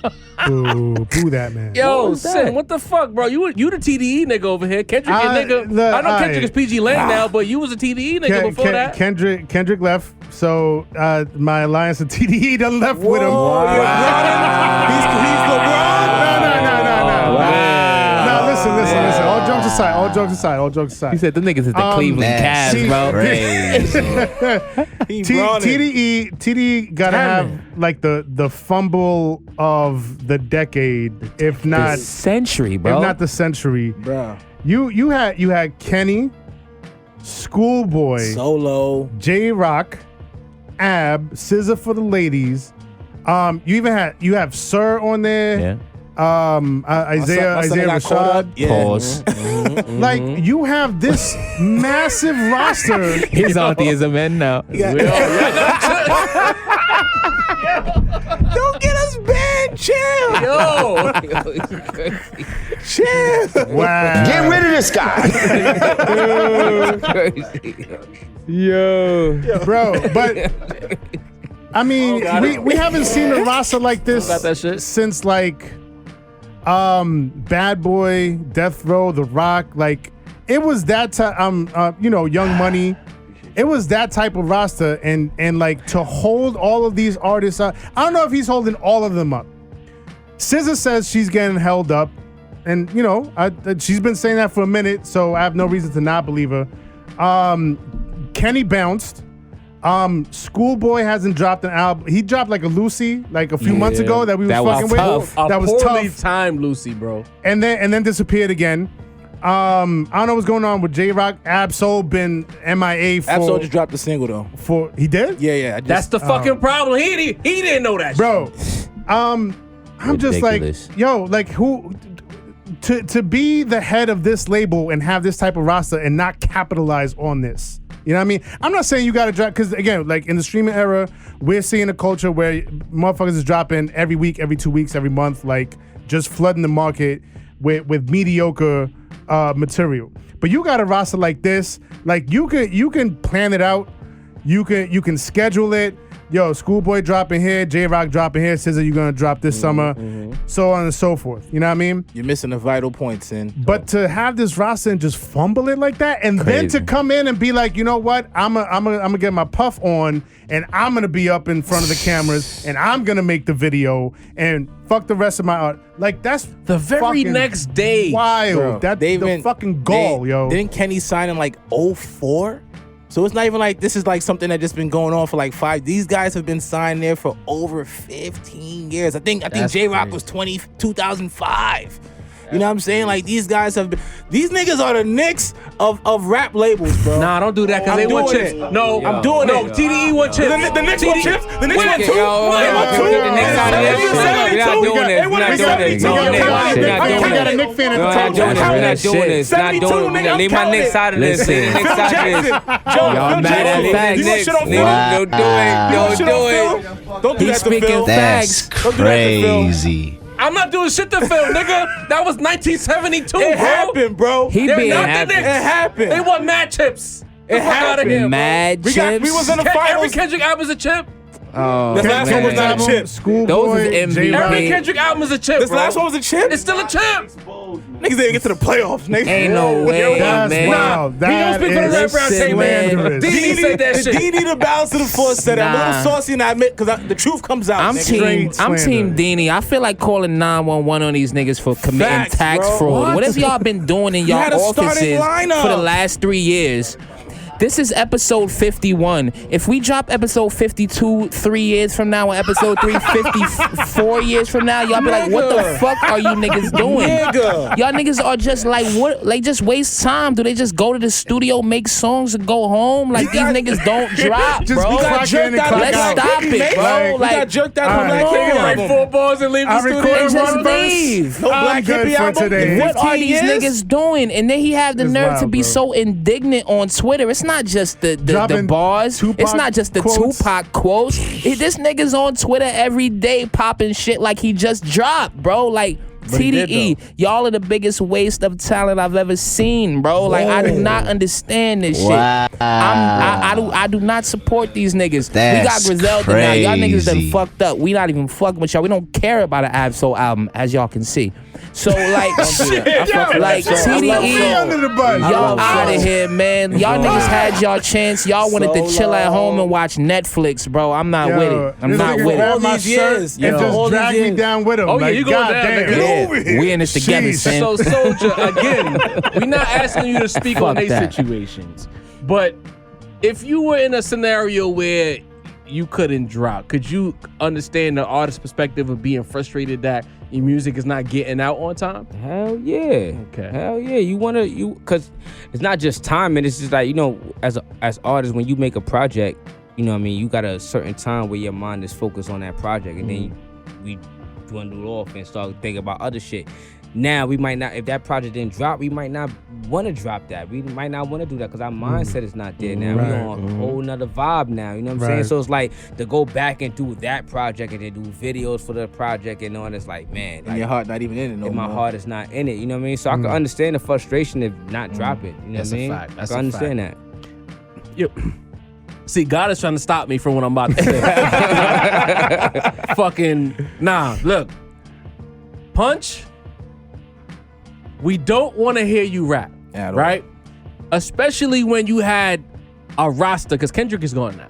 But at the time, a year ago today, you had the most elite roster of rappers, because you can't look at TDE and say that nigga's whack.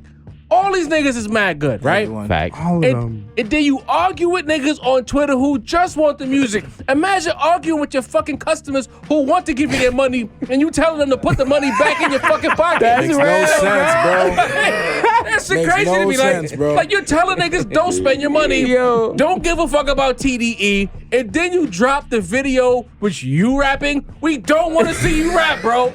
Bro. Matter of mad fact, hold awkward, on. Matter of fact, because I gotta go to Lil Jamar, bro. Like, who is this guy? Where'd he come from? And why do we fucking keep acting like he's somebody that we need to fuck with? Get rid of this guy. We never gave a fuck about Punch. We gave a fuck about the artist on TDE.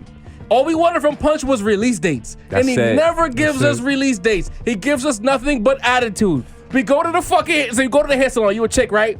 And the motherfucking chick is arguing with you about making your hair too short. Stop cutting my shit so short. Give me the fucking release date. I ain't come here for a fucking bob. I came in for a blowout. What the fuck?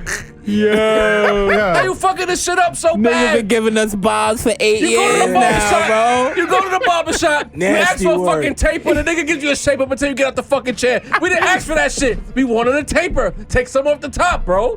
What the fuck? The injured reserves are in, bro. And then you argue with the nigga still charging 40. Like, fuck out of here, bro. We don't Want that shit, man. Bro, I'm really tired because you know what? If TDE wasn't putting shit out and niggas was quiet, I wouldn't give a fuck. I'd talk some shit on the pod and move on. But you arguing with niggas, B. You arguing with niggas. You being you sassy talking on down to Twitter, niggas. nigga. Sassy. You called Come Tupac. on. Tupac just passed away 20 plus years ago. He's Yo. still giving us more music than TDE, bro. Artists asking what's going on. Your Bro. artists asking But what's going on. let's take it back. Let's take it Shout back. out to Machiavelli. Imagine Puff being like, nah, I'm not I'm holding up the Biggie project. Come I'm on, holding up the son. Mase project. I'm holding up the Locks project, but I'm gonna drop my album. Imagine Imagine holding all that shit up in 97, 98, bro. Imagine RZA being like, nah, I got these Method Man and Ghostface and Raekwon albums on deck. I got it. They all recorded. They're ready to go. But I'm gonna hold them up and I'm gonna drop Bobby Digital. And not only hold it up, drop the video the next day after telling niggas to fuck out of here. He didn't even wait till next Monday, the Dickhead next shit. morning, bro. ASAP. Bro, and to be clear, like if Punch has aspirations of being an artist himself, fine. Like, Nobody wants it, bro. That's probably Nobody wants it. That might be true, but I mean, you know, RZA being the head and producer of Wu-Tang, he put out his own projects out there. Puff put out his own projects, so that's cool. But don't do that to your artists. Don't hold them back and then put yourself in the forefront. You right. That's the super whack part. But when we had Locks, we got 2 Biggie albums. We was getting some R&B shit from 112. 112. It was a lot of shit surrounding Puff's album. You telling niggas no and then drop a video the next day that was shot on a fucking iPhone, bro? Black Rob, Baby dropped albums and projects. Come on, son. You know what I mean? But he still put out Wayne, he put out the Hot Boys, he put out, you know what I mean? My Nicki Minaj. My advice is shelf yourself like you did the rest Shelf of these guys. yourself. Next year on TDE. I think the tweet with the video got racial. No funny shit. I gotta go check. It did. Of course, I wouldn't be surprised.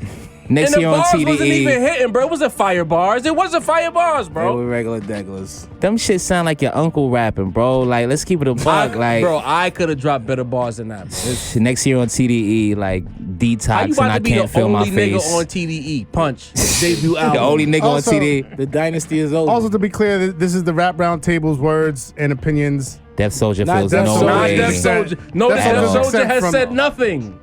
Don't lump him in with us. at all. This is the Rap Roundtable and maybe Casamigos. Nah. Nah, I feel this way. I told Dan. y'all in the group chat I had some shit to say because I was mad. Because it's like you can't, because he ain't tweet at me, but it's the way he was talking to niggas. You can't do Yeah. that and then drop a freestyle or whatever the fuck and say you dropping an album with like 8 artists that nobody knows of outside of California, bro. Fucking gall. Come man. on, bro. You being real disrespectful to your customers. Listen, y'all laying these niggas If down. I feel the came same for a way. fucking eighth, don't give me a dime. I asked for an eighth. These niggas not even giving you a dime, bro. They A giving you fucking grabber. greens, bro. It's like the come on. Ponzi scheme backwards. Like, what the fuck? That shit worked the opposite way. Yo. Nigga went bankrupt. That nigga said your whole Hey, diagram is yo. upside Shit down, bro. nasty, Like man. Nasty moment. Son. your shit flowing the Waste, wrong man. way. Waste, man. So the game, what was the shit? You asked backwards or whatever the fuck? Like, bro, like disrespected in game with no home training and manners, bro. Oh man. All right, we got that off. I our got that chest, off man. because I was really mad about that. I'm with bro. you. I'm with you, y'all. We've gotten to the point in the episode where, you know, we did to talk to our audience, the mailbag segment. I didn't get that pre-recorded this week, so please bear with me. I've been drinking, as you can see. The first mailbag is from the homie A.A. Ron Sinsman. Hey, wrong. What up, homie? He was talking about our reaction to the Nas record on the Primo project. Pardon me. He says the song with Nas was dope, but the EP in general was ass cheeks. I've said it before and I'll say it again. DJ Premier isn't what he was 20 years ago, and I'm glad Nas didn't bend the knee to do albums with him like jaded old fans from 94 want, but won't go out and buy the product. Nas needs to stick with Hit Boy, and thank God he is. Because you are the resident Nas fan here, Cinsere the Rap Snob. What are your thoughts on A.A. Ron's opinion of this Primo album? That's pure stand-up.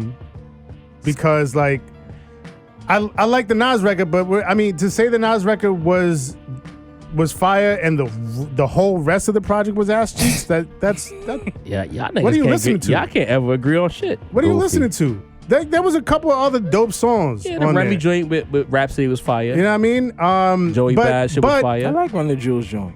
You know what I mean? Yeah. But the Run the Jewels joint was Shout out, fire. Coach. Lil He was Wayne had the crazy. best verse on the whole album. Wow. He might though. relax, he might though. relax. He might. I know. Relax. I Let's- think. I know. Although I Let's think relax. the best rapping on the album came from Remy and Rap. There Back you to go. back. I agree. I liked hearing Remy being back, being on a Primo track, talking his shit. I like the difference in the complexity of like how Remy rhymed. The pocket Yeah. Remy hit followed by the pocket Rap hit back Yeah. to back. Run the Jewels fire as well. But I think Remy and Rap had the best performance. I'm on the opposite end of that. I think the Nas record was the weakest record on the joint. Come on, bro. Like I think The I weakest? love- okay, maybe with the Lil Nah, Wayne. stand on your shit. You stand on your- Nah, because the last time I gave Lil Wayne joint the weakest, so it's probably the second weakest to me. Nah, because you said Wayne, you heard 3 bars and you And I cut it off. Alright. But shout out to They was Slick mad Ricky at you though. about that. Shout out to Slick Ricky though. But yeah, I think the project in itself is decent, but I'm not a fan of the Nas song. And yeah, I think so. I can't. But So you everything else said about Primo though. No offense, I'm kind of there though. I'm kind of there. Look, but look. It was a little dry. I've been there for a while with Primo though. Like, you know what I mean? It's not.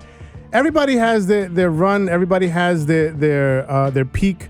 I'm always gonna get excited to hear that Sincere, the Primo's bail doing. bondsman He in the about to- building. He about to treat Primo like a drunk uncle. That Primo's got something Still love that cooking nigga though. because it's like you always look. Listen.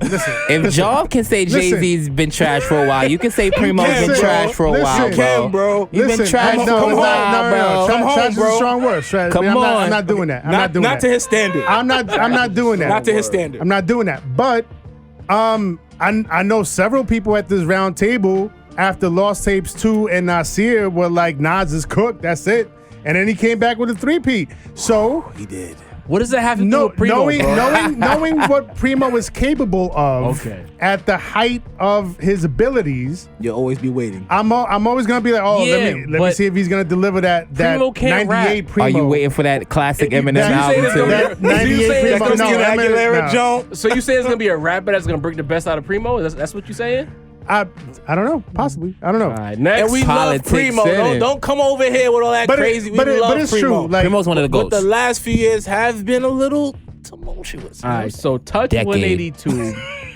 Again, we talking about the Primo project because niggas had a lot to say about what we had to say about the shit. He says, Sin nailed it on the head. Pause. Primo is trying hard as fuck with social media. But there's certain nuances he just doesn't get. He tried to do the casual reveal in studio, but didn't realize he's just supposed to pretend it's casual and instead actually set it up perfectly. Make sure you get it right. Make sure you get the right part of the song, etc. So really, it's a slander piece on Primo. Primo didn't do the rollout right according to Touch 182. I didn't see the shit. I'm pretty sure. Tim, did you see that shit? what the clip? The 11 seconds. Yeah. Yeah. Wait, what do you mean? We shared it in the group chat. How did you not Is see that it? what he's talking about? Yeah, that's think what that's he's Yeah, talking that about. same clip He he's did talking it about. perfectly. What is Touch 182 talking about? No, it's because I was arguing with Deanie. I think this was about, When I was saying the 11 seconds was I think from what I heard I is think this trash. was before it dropped. So I guess think he this thought it is was trash, from too. what we I were talking see. about on episode 50. So and I was saying Y'all 'cause was right. Deanie was upset that the Sonics didn't sound right, and I'm like, yo, but like it's a locked studio door. You're only hearing leaked audio. He just wanted to give you a teaser. It was nothing wrong You know with what I that. mean? And I'm like, yo, like for all he knows, like he's not savvy with the social media. Like I think he's like, yo, this is what the kids do, right? Like pull out their phones and do this shit. So I'm gonna do this shit Old too. uncle. You know what I mean? So Yo, the ageism in rap gotta stop. I know this is like this is the first time in rap's history because it's still, by comparison of other music genres, rap is still a baby, right?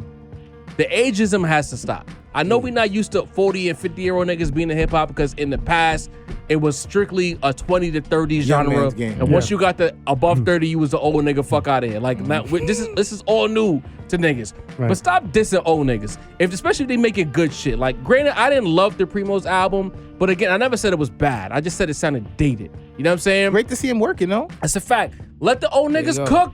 You know what I'm saying? Rap is the biggest genre because it covers every age demographic and is fire at every tier of rap. Even if Sin don't like the trap shit, we like the trap shit. Jump in, Soulja. You know what I'm saying? We don't like the drill shit. Somebody likes the drill shit. So go ahead, Soulja. Nah, I'm that's sorry. how I feel. I hate the fact that they put an age limit on hip hop. I feel like even if you started rapping 25, 30, right? Your fan base should grow with you. So you know what I'm saying? Right. So if you get to 45, of course you're not gonna rap about what you did when you was 25 or whatever like that. But you could reminisce about it, but at the same time, you're gonna rap about what you going through. You know what I'm saying? That's why I don't think Hov could be whack necessarily. You know what I'm saying? Like you can't say he's whack. I feel like he's rapping his age. You know what I'm saying? So he has a different mindset about shit. So when you start putting age on him, oh, you 50. Why I can't rap when I'm 50? Especially if I could put words together. Like, what you mean? Why I can't rap when I'm 50? You know what I'm saying? A lot of these rappers. I agree that Exactly ageism right. needs to stop for sure, but it's the rappers themselves that started it. I'm not gonna be rapping when I'm 40. I'm not gonna be rapping when I'm 50. You That is still exactly- rapping But they said 30. that What the because fuck? the No, but you gotta previous still have that era passion. was young niggas Right. who got out the game early, not realizing how lucrative the space was gonna be. Yeah, you still gotta have it's passion sad, for it. But they just set this frame for us. We thought it because they were saying it. Rock stars be 60, 70 going up there Son. performing they their still have songs. the Right. passion for it. You could still I think the passion is lost because the masses stop paying attention to old rappers. Subject material matters. Right? That too. So rock and roll is those artists, they artists still, those fans still want to hear that. They still want to hear that. You know what I'm saying? Like, so if you go out there and you support, if you could go see Rakim at a show, I would love the fact when I see Rakim selling out a show. Facts. Ghostface selling. I think that's dope because it still shows that I still have my fan base is willing to follow me still on this journey. I might not have to make an album. Maybe the masses don't want to hear a Rakim album, but his fans probably want to hear a Rakim album. So as long as he can make good music that they will enjoy, why not? Rap until you can't rap no more. That's real. That's a freaking teeth fall out. I don't care. Rap. Just, you know what I'm saying? As long as you can make good music, keep doing what you do. And it's and to Soulja's point, to put a bow in it, all the young niggas who's hot right now, going platinum, getting this bag, they're not gonna stop rapping when they're 26. They're gonna be here at 46 still trying to get the same bag. So what are we talking about, bro? This is a bag to get got. They might not can't just do drill. That's what you say. You might be now. You might have to have another skill set at that time. Versatility. That's what's gonna separate the weak from the strong, right? Exactly. That's a bar right there. The last piece of the mailbag is from our Conway and Flex reaction that Mason and I did. Soul C says, "Man, he ain't reach it. Call Flex." Because I'm reading it as he typed it. Bear with me. Call Flex need to be checked and given a reality check.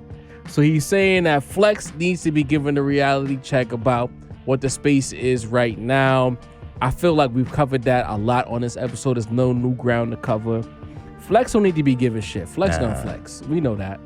The space is gonna space. Like, niggas is not gonna stop rapping bars because Flex not playing they shit. Right. The internet is there. I can post a link right now, niggas gonna rush that. A lot of niggas built they fan base. Soulja's one of them. Just by putting their music out on the net, putting their visuals out on the net, and going to these shows and getting niggas to fuck with them. You don't, not to say you don't air quote need Flex, but if you're a certain kind of artist, Flex is not your beacon. If you're a commercial rapper, you're an industry air quote rapper, you need Flex. That's Flex is your go-to. Good shit. If you just doing this shit for the love and you putting it out and you building your base organically, Flex is not your avenue. So many other outlets.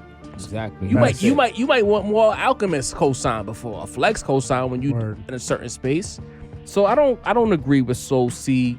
I think we can. Soul C, I hear you, but I don't hear you, bro. We hear you, but we don't hear you. I disagree with that one. That's a fact. All right, so now we uptown. We taking a trip. We got Def Soulja with us. Stretch. I was the only one who had to get in my car and drive uptown because y'all was already there. Boogie vibes. We on Cinsere's block. We got some people, in front of his crib talking a bunch of shit. You know what I'm saying? I get my Uncle Phil on. He comes out the crib with his bottle in his hand of Casamigos, of course. And he's asking them too. Get off my lawn. Get the fuck off Cinsere's lawn. Let's go. All right, so who am I kicking off the lawn this month? Right? Or this episode, because we do it twice a month now. It's gonna be one very specific person who oh shit. As you all probably know, if you are familiar with the show, I know you guys know at the Roundtable.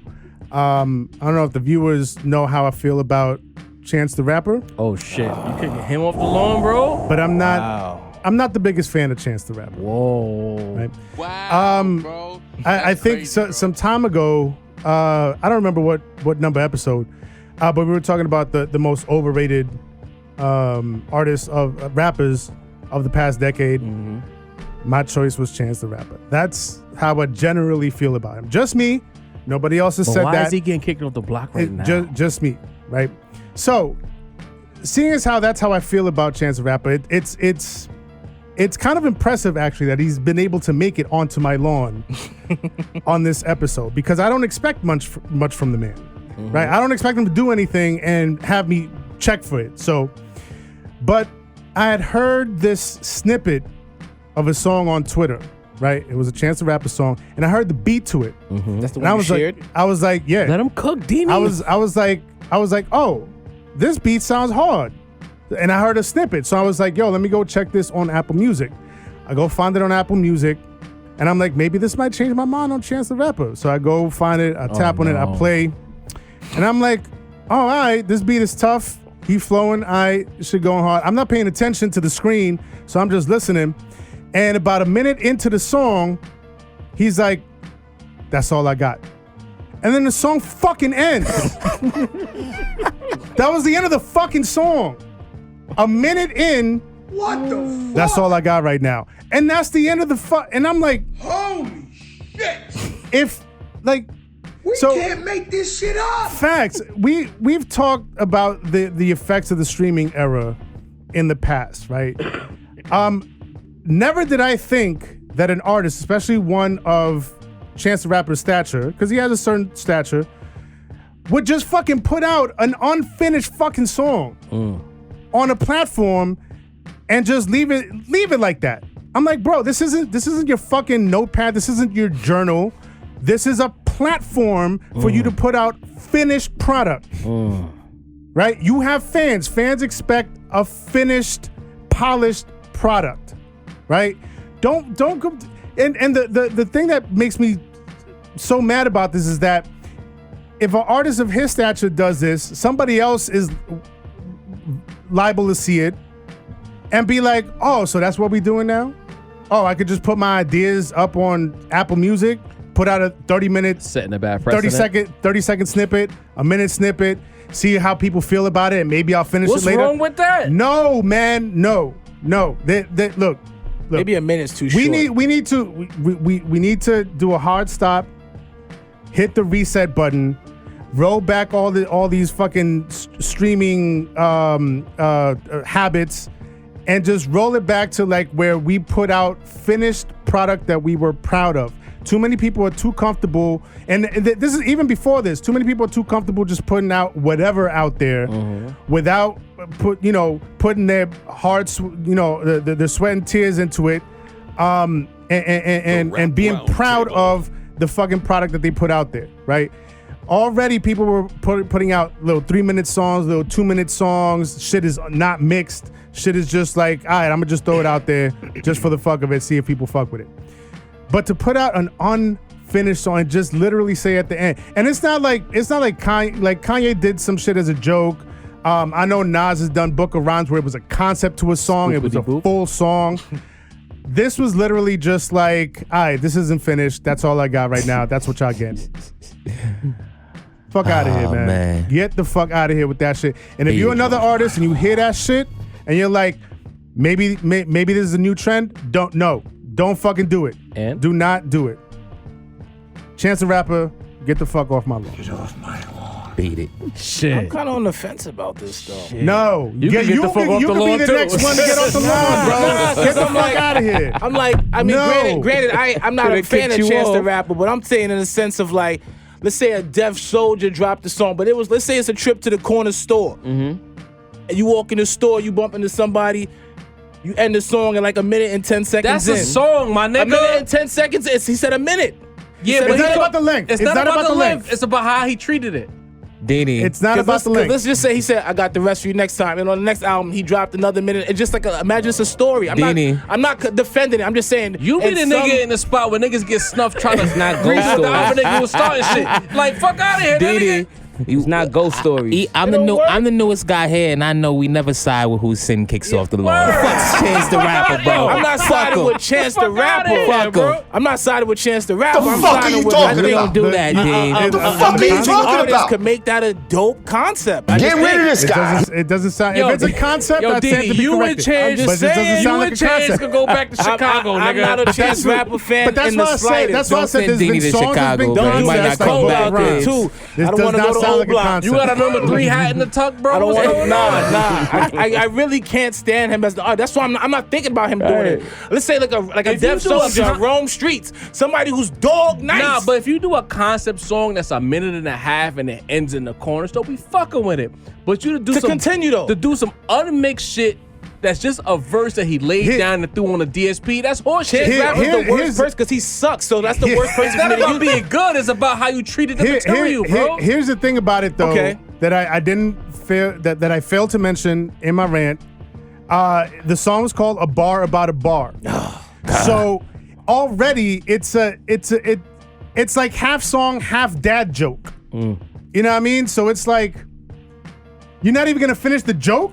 You're gonna make a song that's formatted as a joke and then not finish the joke. And the worst, you're not gonna give us the punchline. You're not good, but you're not looking forward to hearing the punchline anyway. Look It at don't Chance the matter Rapper. though. Like you don't put that But type of shit out. If somebody is fucking with it and wants to hear the punchline, you're gonna make them wait what? 2 weeks, a month? Maybe for a that could punchline? be a or never series. revisit it ever again. All right. True. I really hate this All guy, right, look, Chance the Rapper. we got to man. get out of here before we get kicked out of Next here. month, Deanie is getting kicked off. I'll be looking forward to it. I'm writing my rant With his Chance the Rapper t-shirt on? immediately. Uh-oh. Yes. I'll be looking forward to The it. disillusion of the Rap Roundtable. You guys are witnessing it. Yeah. The disenfranchisement. Damn it. This is where it ends, guys.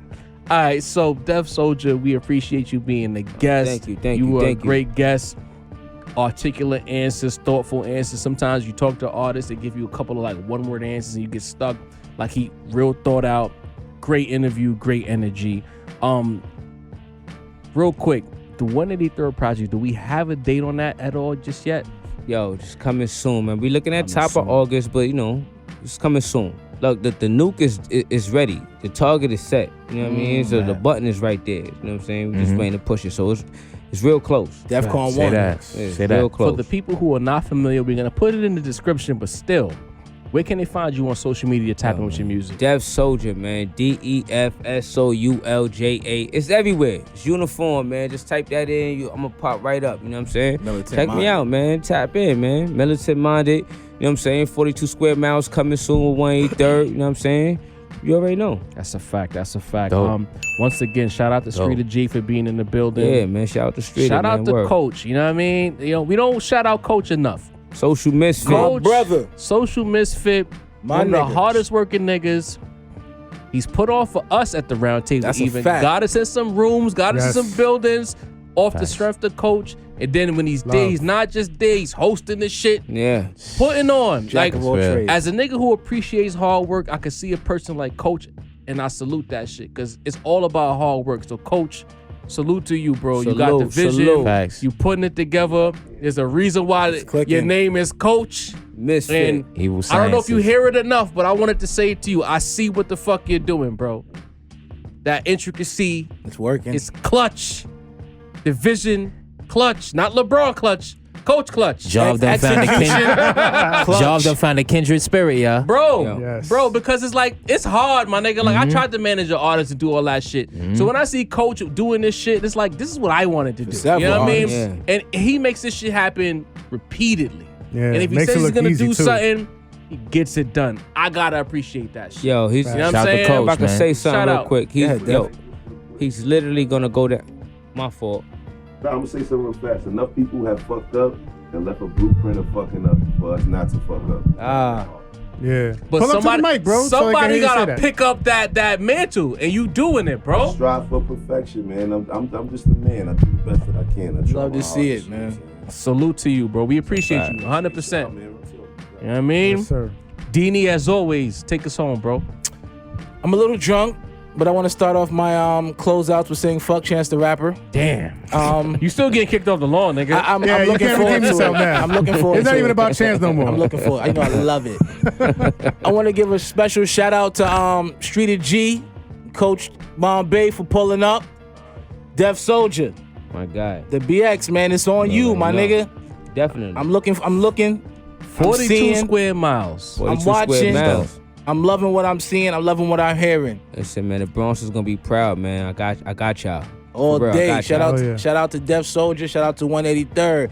Masito, voice of the young people. My guy. My nigga, bringing that great energy to the pod. Appreciate you. Sin, Yes, sir. I hear that heat in the background. I might fuck around and freestyle on this lady. You Yo, know how I Soulja, give it You up. This need shit beats is for your next sour. project. No disrespect, Streeter, but if you need one little beat, one One beat, extra beat. Sin, man. Streeter can get the next 12. Can he bo- get one? A You know what I bonus mean? track. Sin, Yeah, Sin, man. get right in there. Hotter than the end, like the old Email ones. him. Shout Shout out, Email shout the out to fire. all Sin and dragging it. Job Do, the point guard and the snob, Yes, keeping sir. the Sir. computers pure and executing. I am Deanie, the balance of the force. Before we Talk out, to me. I want to say one thing.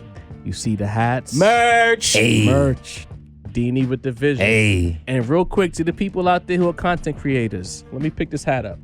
Next time you do anything on the internet, Branding. Branding. It matters. Or else you might get your shit used and not get no credit for it. Don't cry about tags when you don't brand your shit, huh? Nasty word. Hey, I was slow on the uptake. I just. Also, shout out the homie Yo, Josh. them niggas got me slow, bro. Shout out the homie Josh. Hey, always kicking it with us late night. I know he got somebody waiting for him somewhere, but he kicking it out here with the homies. Sir. I am Dini, the balance of the force. We are the Rap Roundtable, and we out. The heroes you need.